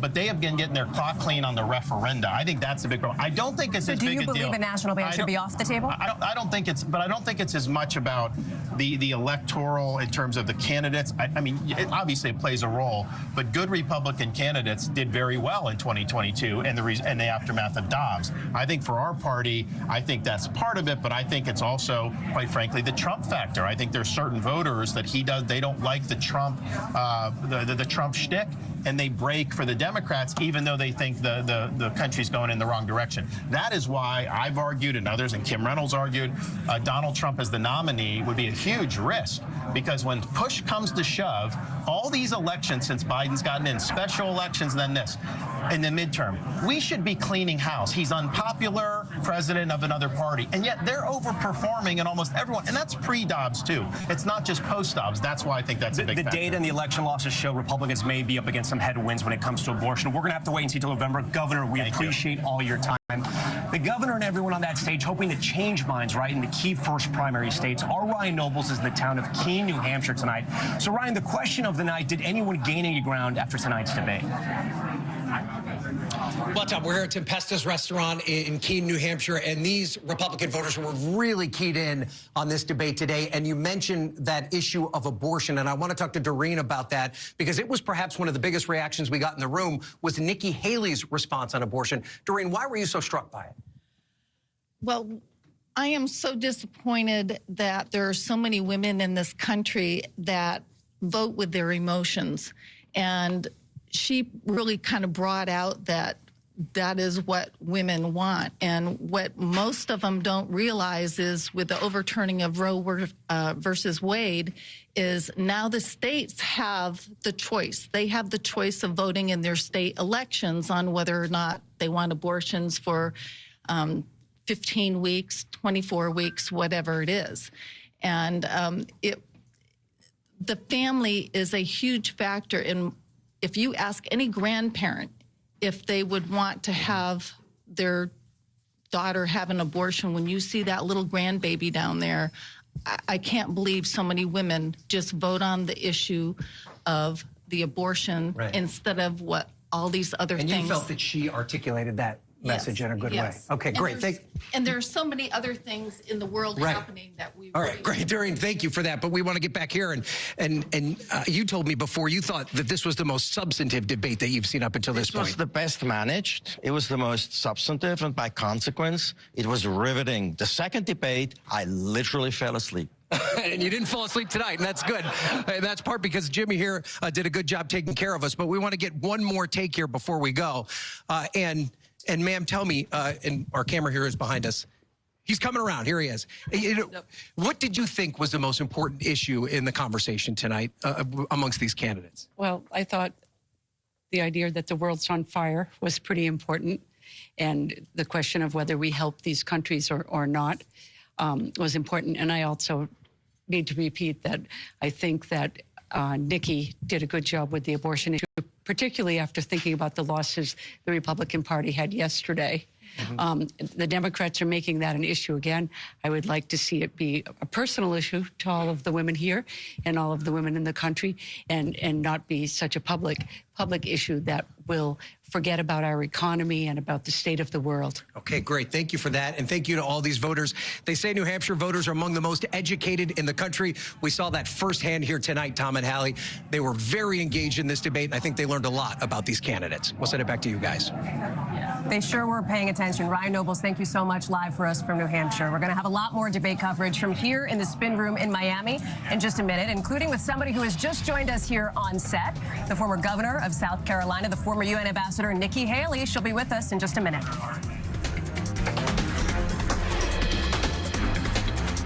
Flex Seal? Oh, yes. All over the globe, the Flex Seal family of products are the perfect gift to shake up the holidays.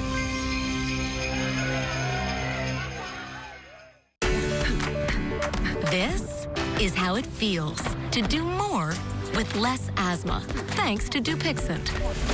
Dupixent is not for sudden breathing problems. It's an add-on treatment for specific types of moderate to severe asthma and can help improve lung function for better breathing in as little as 2 weeks. Dupixent helps prevent asthma attacks and can even reduce or eliminate oral steroids.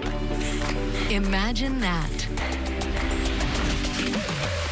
Dupixent can cause allergic reactions that can be severe. Get help right away if you have rash, chest pain, worsening shortness of breath, tingling, or numbness in your limbs. Tell your doctor about new or worsening joint aches and pain or a parasitic infection. Don't change or stop asthma medicines, including steroids, without talking to your doctor.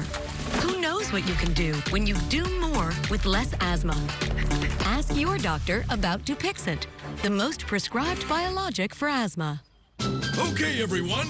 Our mission is to provide complete balanced nutrition for strength and energy. Ensure with 27 vitamins and minerals, nutrients for immune health, and Ensure Complete with 30 grams of protein. When you have chronic kidney disease, there are places you'd like to be. Like here. And here. Not so much here. Farxiga reduces the risk of kidney failure, which can lead to dialysis. Farxiga can cause serious side effects, including ketoacidosis that may be fatal, dehydration, urinary tract or genital yeast infections, and low blood sugar. A rare, life-threatening bacterial infection in the skin of the perineum could occur. Stop taking Farxiga and call your doctor right away if you have symptoms of this infection, an allergic reaction, or ketoacidosis.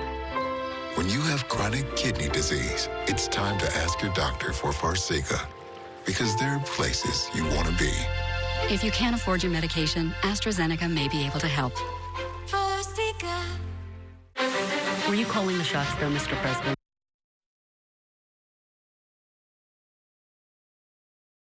That is currently taking place. We're trying to get past the noise and the punditry. This is part of everyday Israel. We want to bring you the raw story as it happens. We were the first journalists inside of this hospital. You need to hear their voices. We want you to see this crisis and this war through their eyes. When I think about what the Today Show does, it's not just about the mornings, it's about your whole day. There's a feeling of we're in there with you. Then let's take on this day together.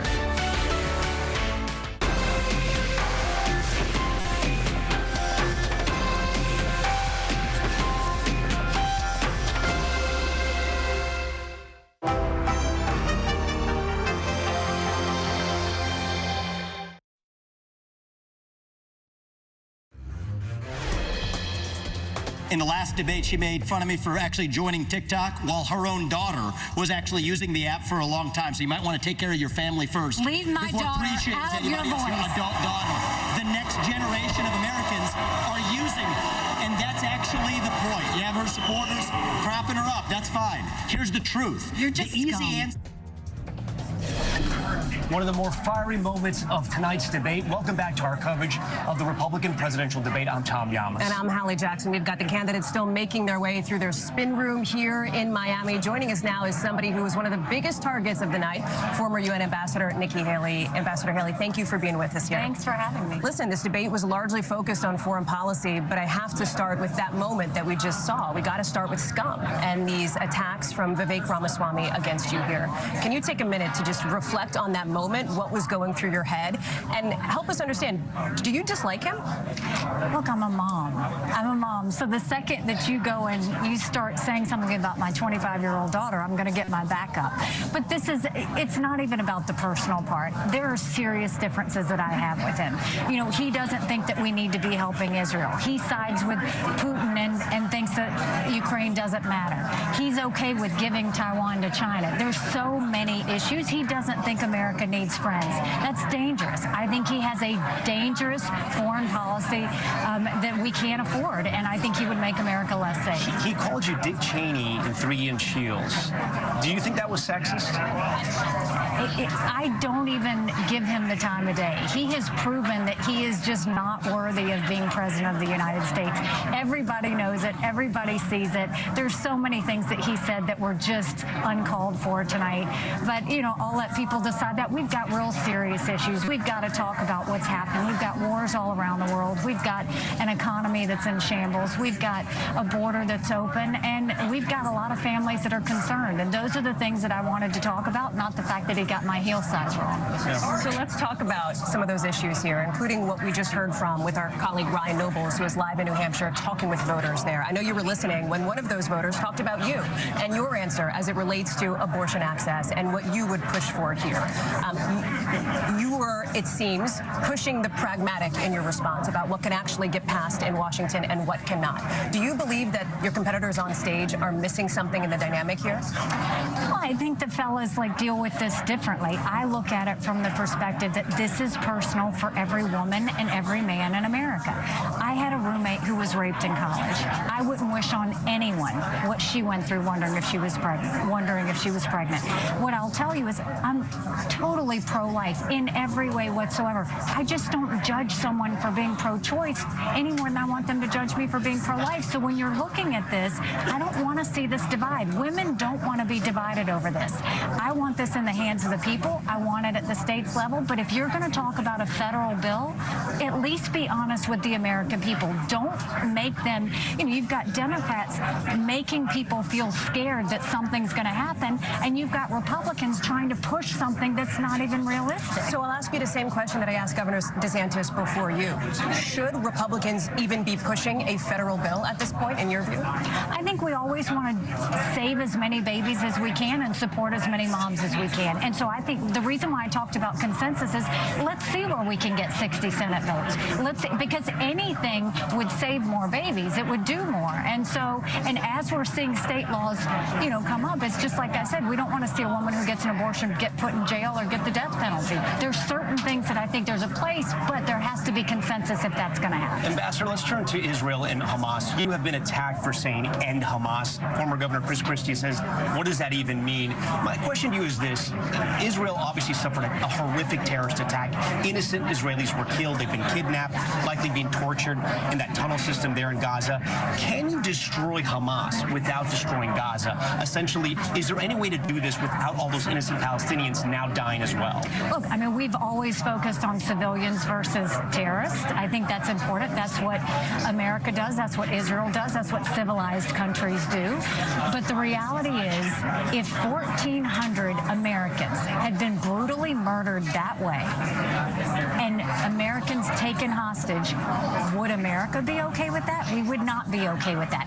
What we have to remember is here you had 1,400 people, but we had 33 Americans that were murdered. We have Americans being held hostage. This is not just personal for Israel, it's personal for America. And so when you look at that, we have to eliminate Hamas. I dealt with this every day. What I can tell you is Israel is not going to do this without thinking of every single human life. The problem is Hamas does not think of every single human life. I've been in those tunnels, and those tunnels are underneath hospitals, they're underneath playgrounds, they're underneath schools, because they use women and children as human shields. The best way to save people in Gaza is to eliminate Hamas, because they should not live under that rule anymore. So no ceasefire, no humanitarian pause. You would not encourage that. You would not fight for that if you were president right now. If you do a pause, if you do a ceasefire, people die, because we've done this before. And what Hamas did before, they killed Israeli soldiers and they took more Israeli soldiers hostage. That's what would happen. They refuel to try and get ready so they can shoot more rockets. What they need to do is they need to let out every hostage they have. And we're not going to talk to them until they release every single one of those hostages. Former UN Ambassador Nikki Haley, thank you so much for your time here after this third Republican presidential primary debate. Appreciate you being with us. Thanks so much for the time. We got a lot more to get to coming up here. Our Shaq Brewster is at a viewing party over in the key state of Iowa outside Des Moines. Shaq, talk to us. How did the debate go over there? Well, Hallie, let's ask them directly. Hey, guys, can you raise your hand for me if at this point, 2 months from the Iowa caucuses, you have pretty much made a decision on who you support? We'll dig into those answers after this break.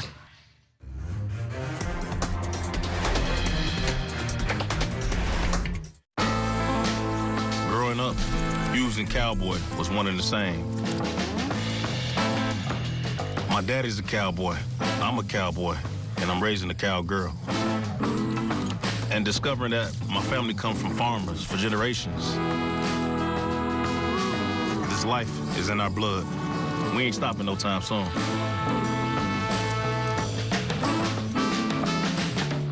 Give the gift of family heritage with Ancestry.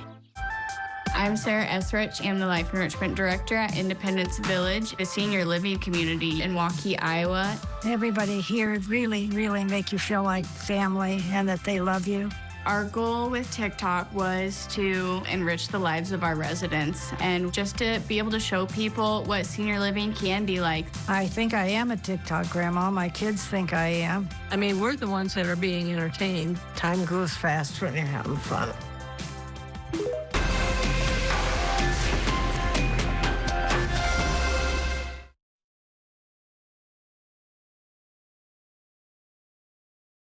This is the place I love. There's nowhere better than the place I'm from. Yeah, this is where my world goes round. I've got my logo on. The Central Valley is where I belong. KC24 is where I go. Turn it on and it feels right. Yeah, it feels like home. I've got my logo on. Congratulations, AJ Fox, for being certified most accurate by WeatherRate for 10 straight years. Watch AJ Fox every day on KC24, your local weather authority. Liquor King Check Cashing. Now in their 4th decade of serving the Valley with check cashing and complete party supplies. Liquor, wine, beer, and we're your headquarters for kegs. Liquor King features check cashing, money orders, and wire services. And you'll always find a complete inventory of party supplies 7 days a week. Liquor King Check Cashing, serving the Valley for 4 decades at Blackstone and Herndon in Fresno. Liquor King. If it's time to replace your windows, if your AC always seems to be running, if your windows let heat in, are hard to open, or just look dated, call Premier Windows and Doors and transform your home into total comfort. Locally owned and operated, Premier Windows and Doors offers financing, factory direct prices, and 1-day installation for even more savings. Look us up at mypremierwindows.co. That's right, .co. The first 24 callers to mention this ad get a 30% discount and no sales tax. So call now for your free estimate. There's a story about President Kennedy visiting NASA and asking a janitor, "What do you do here?" And he replied, "I'm helping put a man on the moon." At Korea Health, we hold that same belief that all our employees have purpose and are necessary to achieve our mission. Mommy, what do you do at work? I help save lives, Miha. Korea Health, more than medicine, life. AC24 News is always available at the new YourCentralValley.com.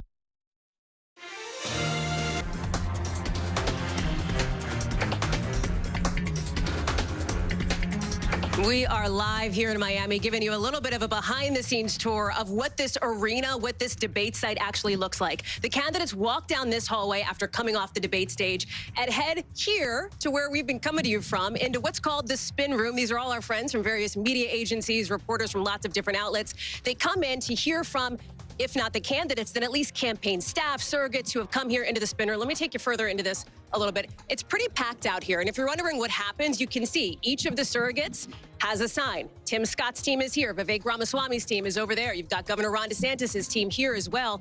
And this is all about trying to help set the narrative now as we are post-debate heading into the next piece of this, right? The push to Iowa, just 68 days away. These candidates are hoping to have their teams help frame some of what that momentum, some of what the conversation is going to be about when you wake up tomorrow morning. Tom? Ms. Jackson, we have questions for you. Can you come over here? We have questions for you.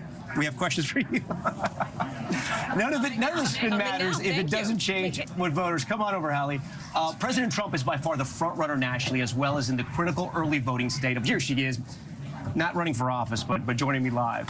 We're going to head over to Altoona, Iowa. So this is the million-dollar question. Shaq Brewster's there with voters inside of a bar. Shaq, you were definitely the bravest one of all here, being in a rowdy bar tonight. Were any minds changed there? Well, Tom, I'll tell you, one of the first things, we're crashing this party here. So there's food, there's drinks, they're welcoming us here. But let me ask that question. Guys, can you raise your hand? One more show of hands. Raise your hand if any minds were changed by the debate performance tonight. Some minds were changed here. Kyle, we were talking earlier. You came in a little bit undecided. What are you thinking right now? I'm probably going to either caucus for Haley or DeSantis, and that's my two. Why those two? I think they would both make good presidents. I think they have strong policies, and I think they could win.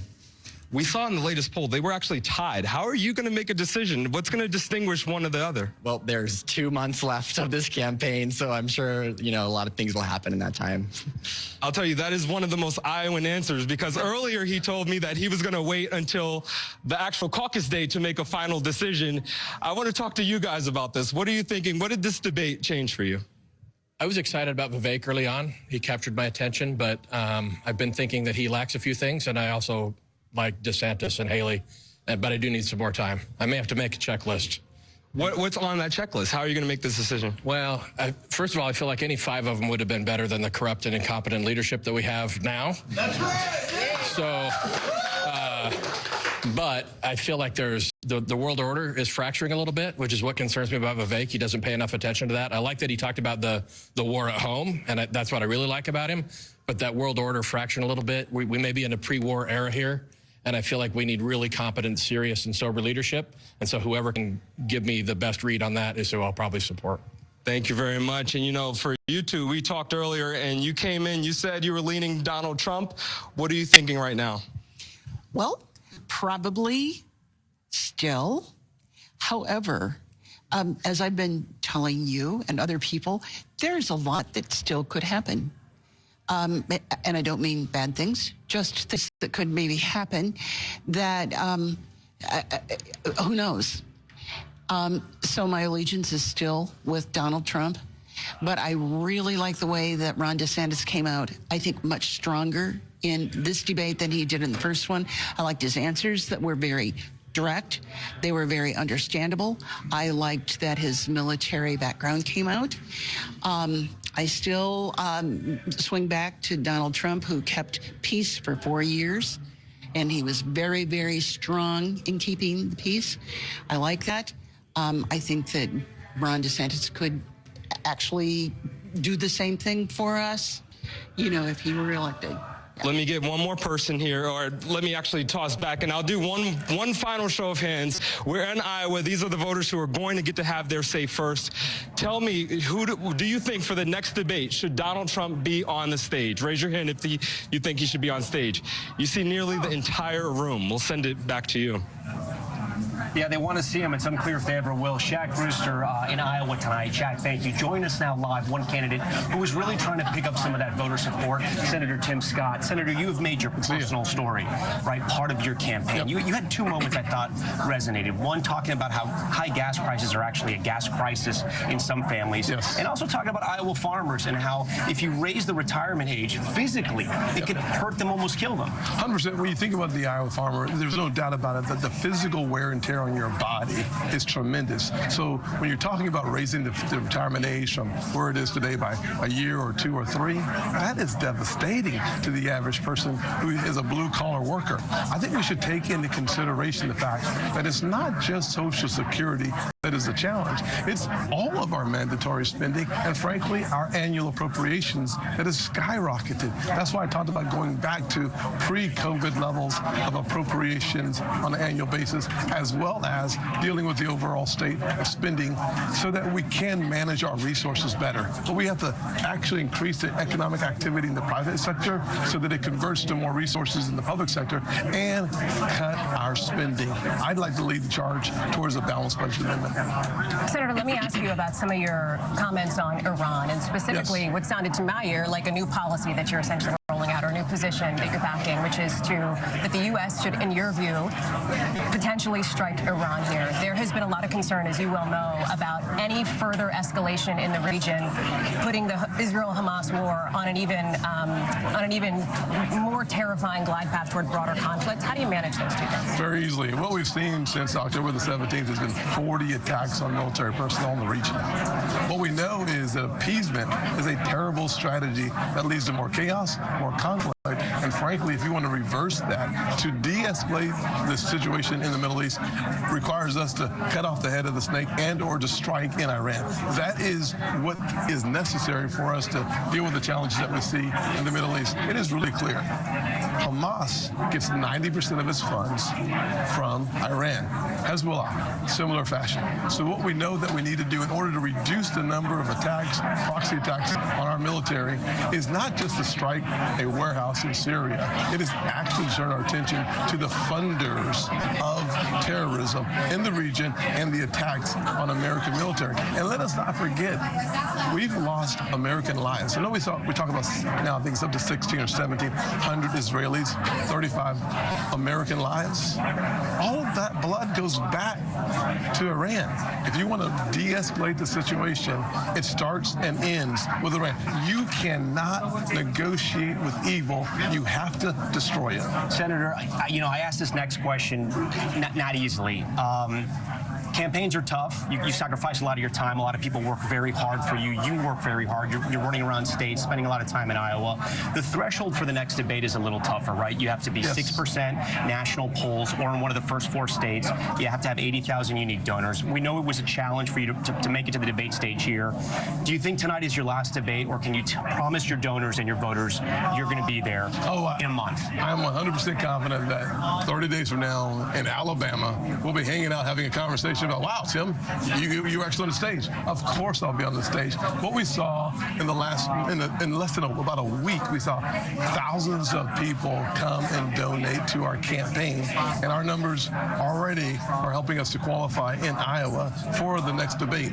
We're not running a national campaign. We're running a campaign state by state. That's how these campaigns actually work. If you think back to 2011 and 2015, it was Herman Cain and the 999 winning in Iowa right now. 2015, it was Ben Carson. So what we know is that the voters are just turning their attention towards this election. I'm very optimistic that we can continue to make gains. Senator Scott, we appreciate you joining us here. Yes, ma'am. After the debate on NBC News. Appreciate your time. Yes, ma'am. We've got a lot more to get to here live in Miami. We're going to be back in just a second with one of the moderators. Hugh Hewitt will join us right after the break. Dick Cheney in 3-inch heels. I wear heels. They're not for a fashion statement. They're for ammunition.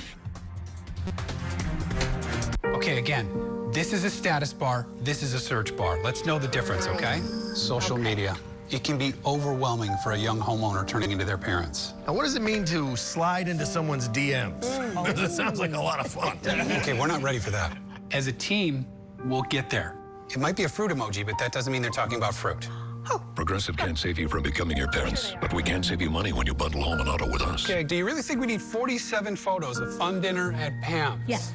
No. I'm Sarah Esrich. I'm the Life Enrichment Director at Independence Village, a senior living community in Waukee, Iowa. Everybody here really, really make you feel like family and that they love you.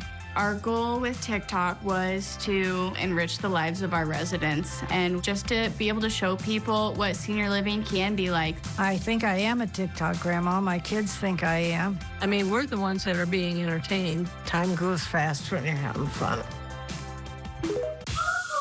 Travel, there is nothing like it. Dancing is my passion. But with my moderate to severe eczema, it hasn't always been easy. I was constantly itching, whatever I was doing. Now, I'm staying ahead of my eczema. There's a power inside all of us to live our passion. And Dupixent works on the inside to help heal your skin from within. It helps block a key source of inflammation inside the body that can cause eczema, so adults can have long-lasting, clearer skin and fast itch relief. Serious allergic reactions can occur that can be severe. Tell your doctor about new or worsening eye problems such as eye pain or vision changes, including blurred vision, joint aches and pain, or a parasitic infection. Don't change or stop asthma medicines without talking to your doctor. Healing from within is a powerful thing. Ask your eczema specialist how Dupixent can help heal your skin from within. Studio 8H. It's always magical entering through these doors, and this Saturday I'll be stepping out onto the historic stage. Why is Timothy Chalamet in the studio while it's being fumigated? Timothy, get out of there right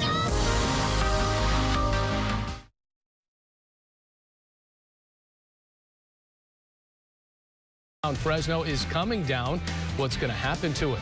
Also, a look at the burn scars and the recovery of the Camp Fire now 5 years later. All that and more at 11.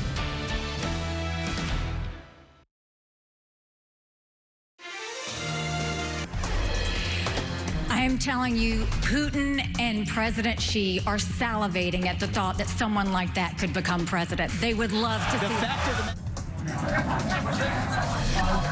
All right, welcome back to our live coverage of the Republican national debate from right here in the Spin Room in Miami. With us now is former Deputy Press Secretary for President Trump, former President Trump, Hogan Gidley, and conservative columnist Mary Catherine Ham, and former Press Secretary to President Biden and current MSNBC host Jen Psaki, who we're going to talk to right after we finish with this panel. A quick correction here at the beginning, at the onset of this broadcast. I thought we had seen Vivek and the RNC chair, Ronna McDaniel, go at it, or at least they were talking to each other. Apparently, it was someone who appeared to look like Ronna McDaniel. It was not indeed her. Her and Vivek have not spoken just yet. He had some very tough words for her, Hallie, as you know, during the debate on a live mic, attacking her right off the bat. But so far, we've been told from the RNC they have not spoken. They have not had words. Ramaswamy also had some tough words, as we've talked about, with Nikki Haley as well. She had some words fields right back at him, as we just heard here coming out of the break. Mary Catherine, your thoughts on that? Yeah, look, I think he's fair game. I think it's fun to hit him. I do wonder strategically if it might be more advantageous to hit Christie, who stands in between Nikki Haley and a New Hampshire good finish, right? He's a guy who's going to peel off her votes in that state. So maybe I would go after him and more missiles on his end instead of on Vivek, although Vivek makes himself a very ripe target. Yeah, Hogan, I was going to ask, Vivek called the Ukrainian Jewish president, Zelensky, a Nazi. Who is he appealing to with comments like that? Yeah, I don't know. I think some of his stances on Israel funding, for example, do not line up with the majority of the base at this point. So at first, I think his stance on Ukraine was something that people shunned, and then all of a sudden a shift began to happen when people on the right and the left started asking, okay, fine, you want to fund Ukraine, fine. Where's that money going? What is it doing? Can we see some accountability here? And then all of a sudden he was kind of in the mainstream, and then he went kind of in a weird direction on Israel. It was odd. He's like, oh, you guys are agreeing with me. Now I'm going to call Zelensky. Yeah, it was kind of weird. I do want to bring up something about the exchange where he just went right after Rana, for example. Yeah. It's interesting because a lot of the people in the Republican base are furious at what the RNC does or doesn't do during these elections. Yesterday was a good example of that. People are furious that there's no ballot chase program or ballot harvest program. Early voting is not what it should be. The 72-hour plan of Karl Rove, years ago that was so successful. It's like we forgot how to block and tackle and do the things necessary to win those elections at the local level. I'm not saying he's right. I'm just saying there are a lot of people out there who are concerned at the future because they feel like the RNC is not doing the tedious, menial tasks needed to win elections at the local level. In the couple of minutes we have left, let me bring it back to what is the central question of what we have all sat here and watched over the course of the last 3 hours here, which is, did anything that happened on this debate stage change the dynamics of this Republican primary race enough to potentially topple former President Trump from that #1 position where he sits atop the polls, as all of these candidates on stage hope will happen? Given what we heard from some of these voters, with Shaq, with Ryan out there in the field in Iowa, New Hampshire, MK, what say you? In this moment, no, I don't know that it's changed that much. What I do think it could do is lead to consolidation. I thought that Scott and Christie were not catching fire up there tonight. Christie, for one, I'm like, you're here to throw bombs. What are you doing? He's being Mr. Nice. That's what you do.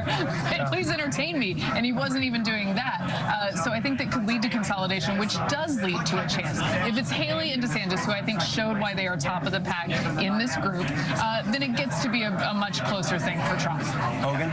No, I think she's right. Look, Donald Trump has the luxury of not coming to these things because he is so high up in the polls. I don't advise Donald Trump right now, but I would say it would be political malfeasance of me to say, come on that stage when you're up 40, 50 points and let everyone else attack you. So it makes no sense for him to be here. I do think, though, as the field shrinks, there may be an opportunity for him to come in and shake things up a bit. Hogan, Mary Catherine, thank you. I want to bring in Jen Psaki now before we run out of time. Jen, real quick, you've been on the inside before. Tell us, who do you think the Biden campaign really wants to run against in this Republican nomination? I mean, look, I think whoever they run against, they're going to paint him the same way, and I think you'll see that in how they paint these candidates from the debate. I don't know. I mean, look, they are planning to run against Donald Trump at this point, as most people are. So I don't think they're planning strategies for anyone on that stage exactly. Jen, as you well know, the unforeseen event, if you will, the thing that we don't know is coming, right, is always a potential wild card between now and when voters actually start voting. Because as your former boss, I think, has reminded folks, along with people close to him, polls are not votes, if you will.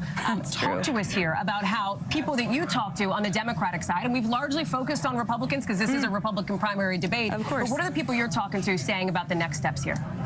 Look, I think what they're focused on, even coming out of tonight, and I checked in with the campaign to see what struck out to them, is the abortion section and the Social Security section. Because to them, they are still focused on the general election. They're not engaged in the primary, right? They're focused on how they're going to run and contrast with the Republican platform and the nominee. And you can see from both the election last night, as well as kind of some of their responses tonight, that they're going to continue to run hard on abortion rights and continue to run hard on the Republican Party being the party of extremism. So I don't think that changes. I think it's going to start to harden, and they're going to start to continue to make that choice, more harsh over the coming months. Jen, real quick, any chance because of the growing calls from Democrats that the President Biden, and the sinking poll numbers, he doesn't run in 2024? No, I don't think so, Tom. Look, I think I worked for Barack Obama when there were lots of headlines saying there's no way this guy's going to win. And then he won. So, no, they're not paying much attention to that. Jen Psaki, thank you so much. And a big thanks to everybody who has joined us here live on set in Miami.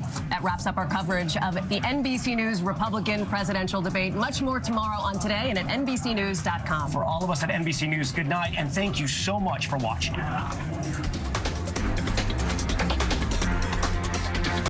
Doctors in Syria.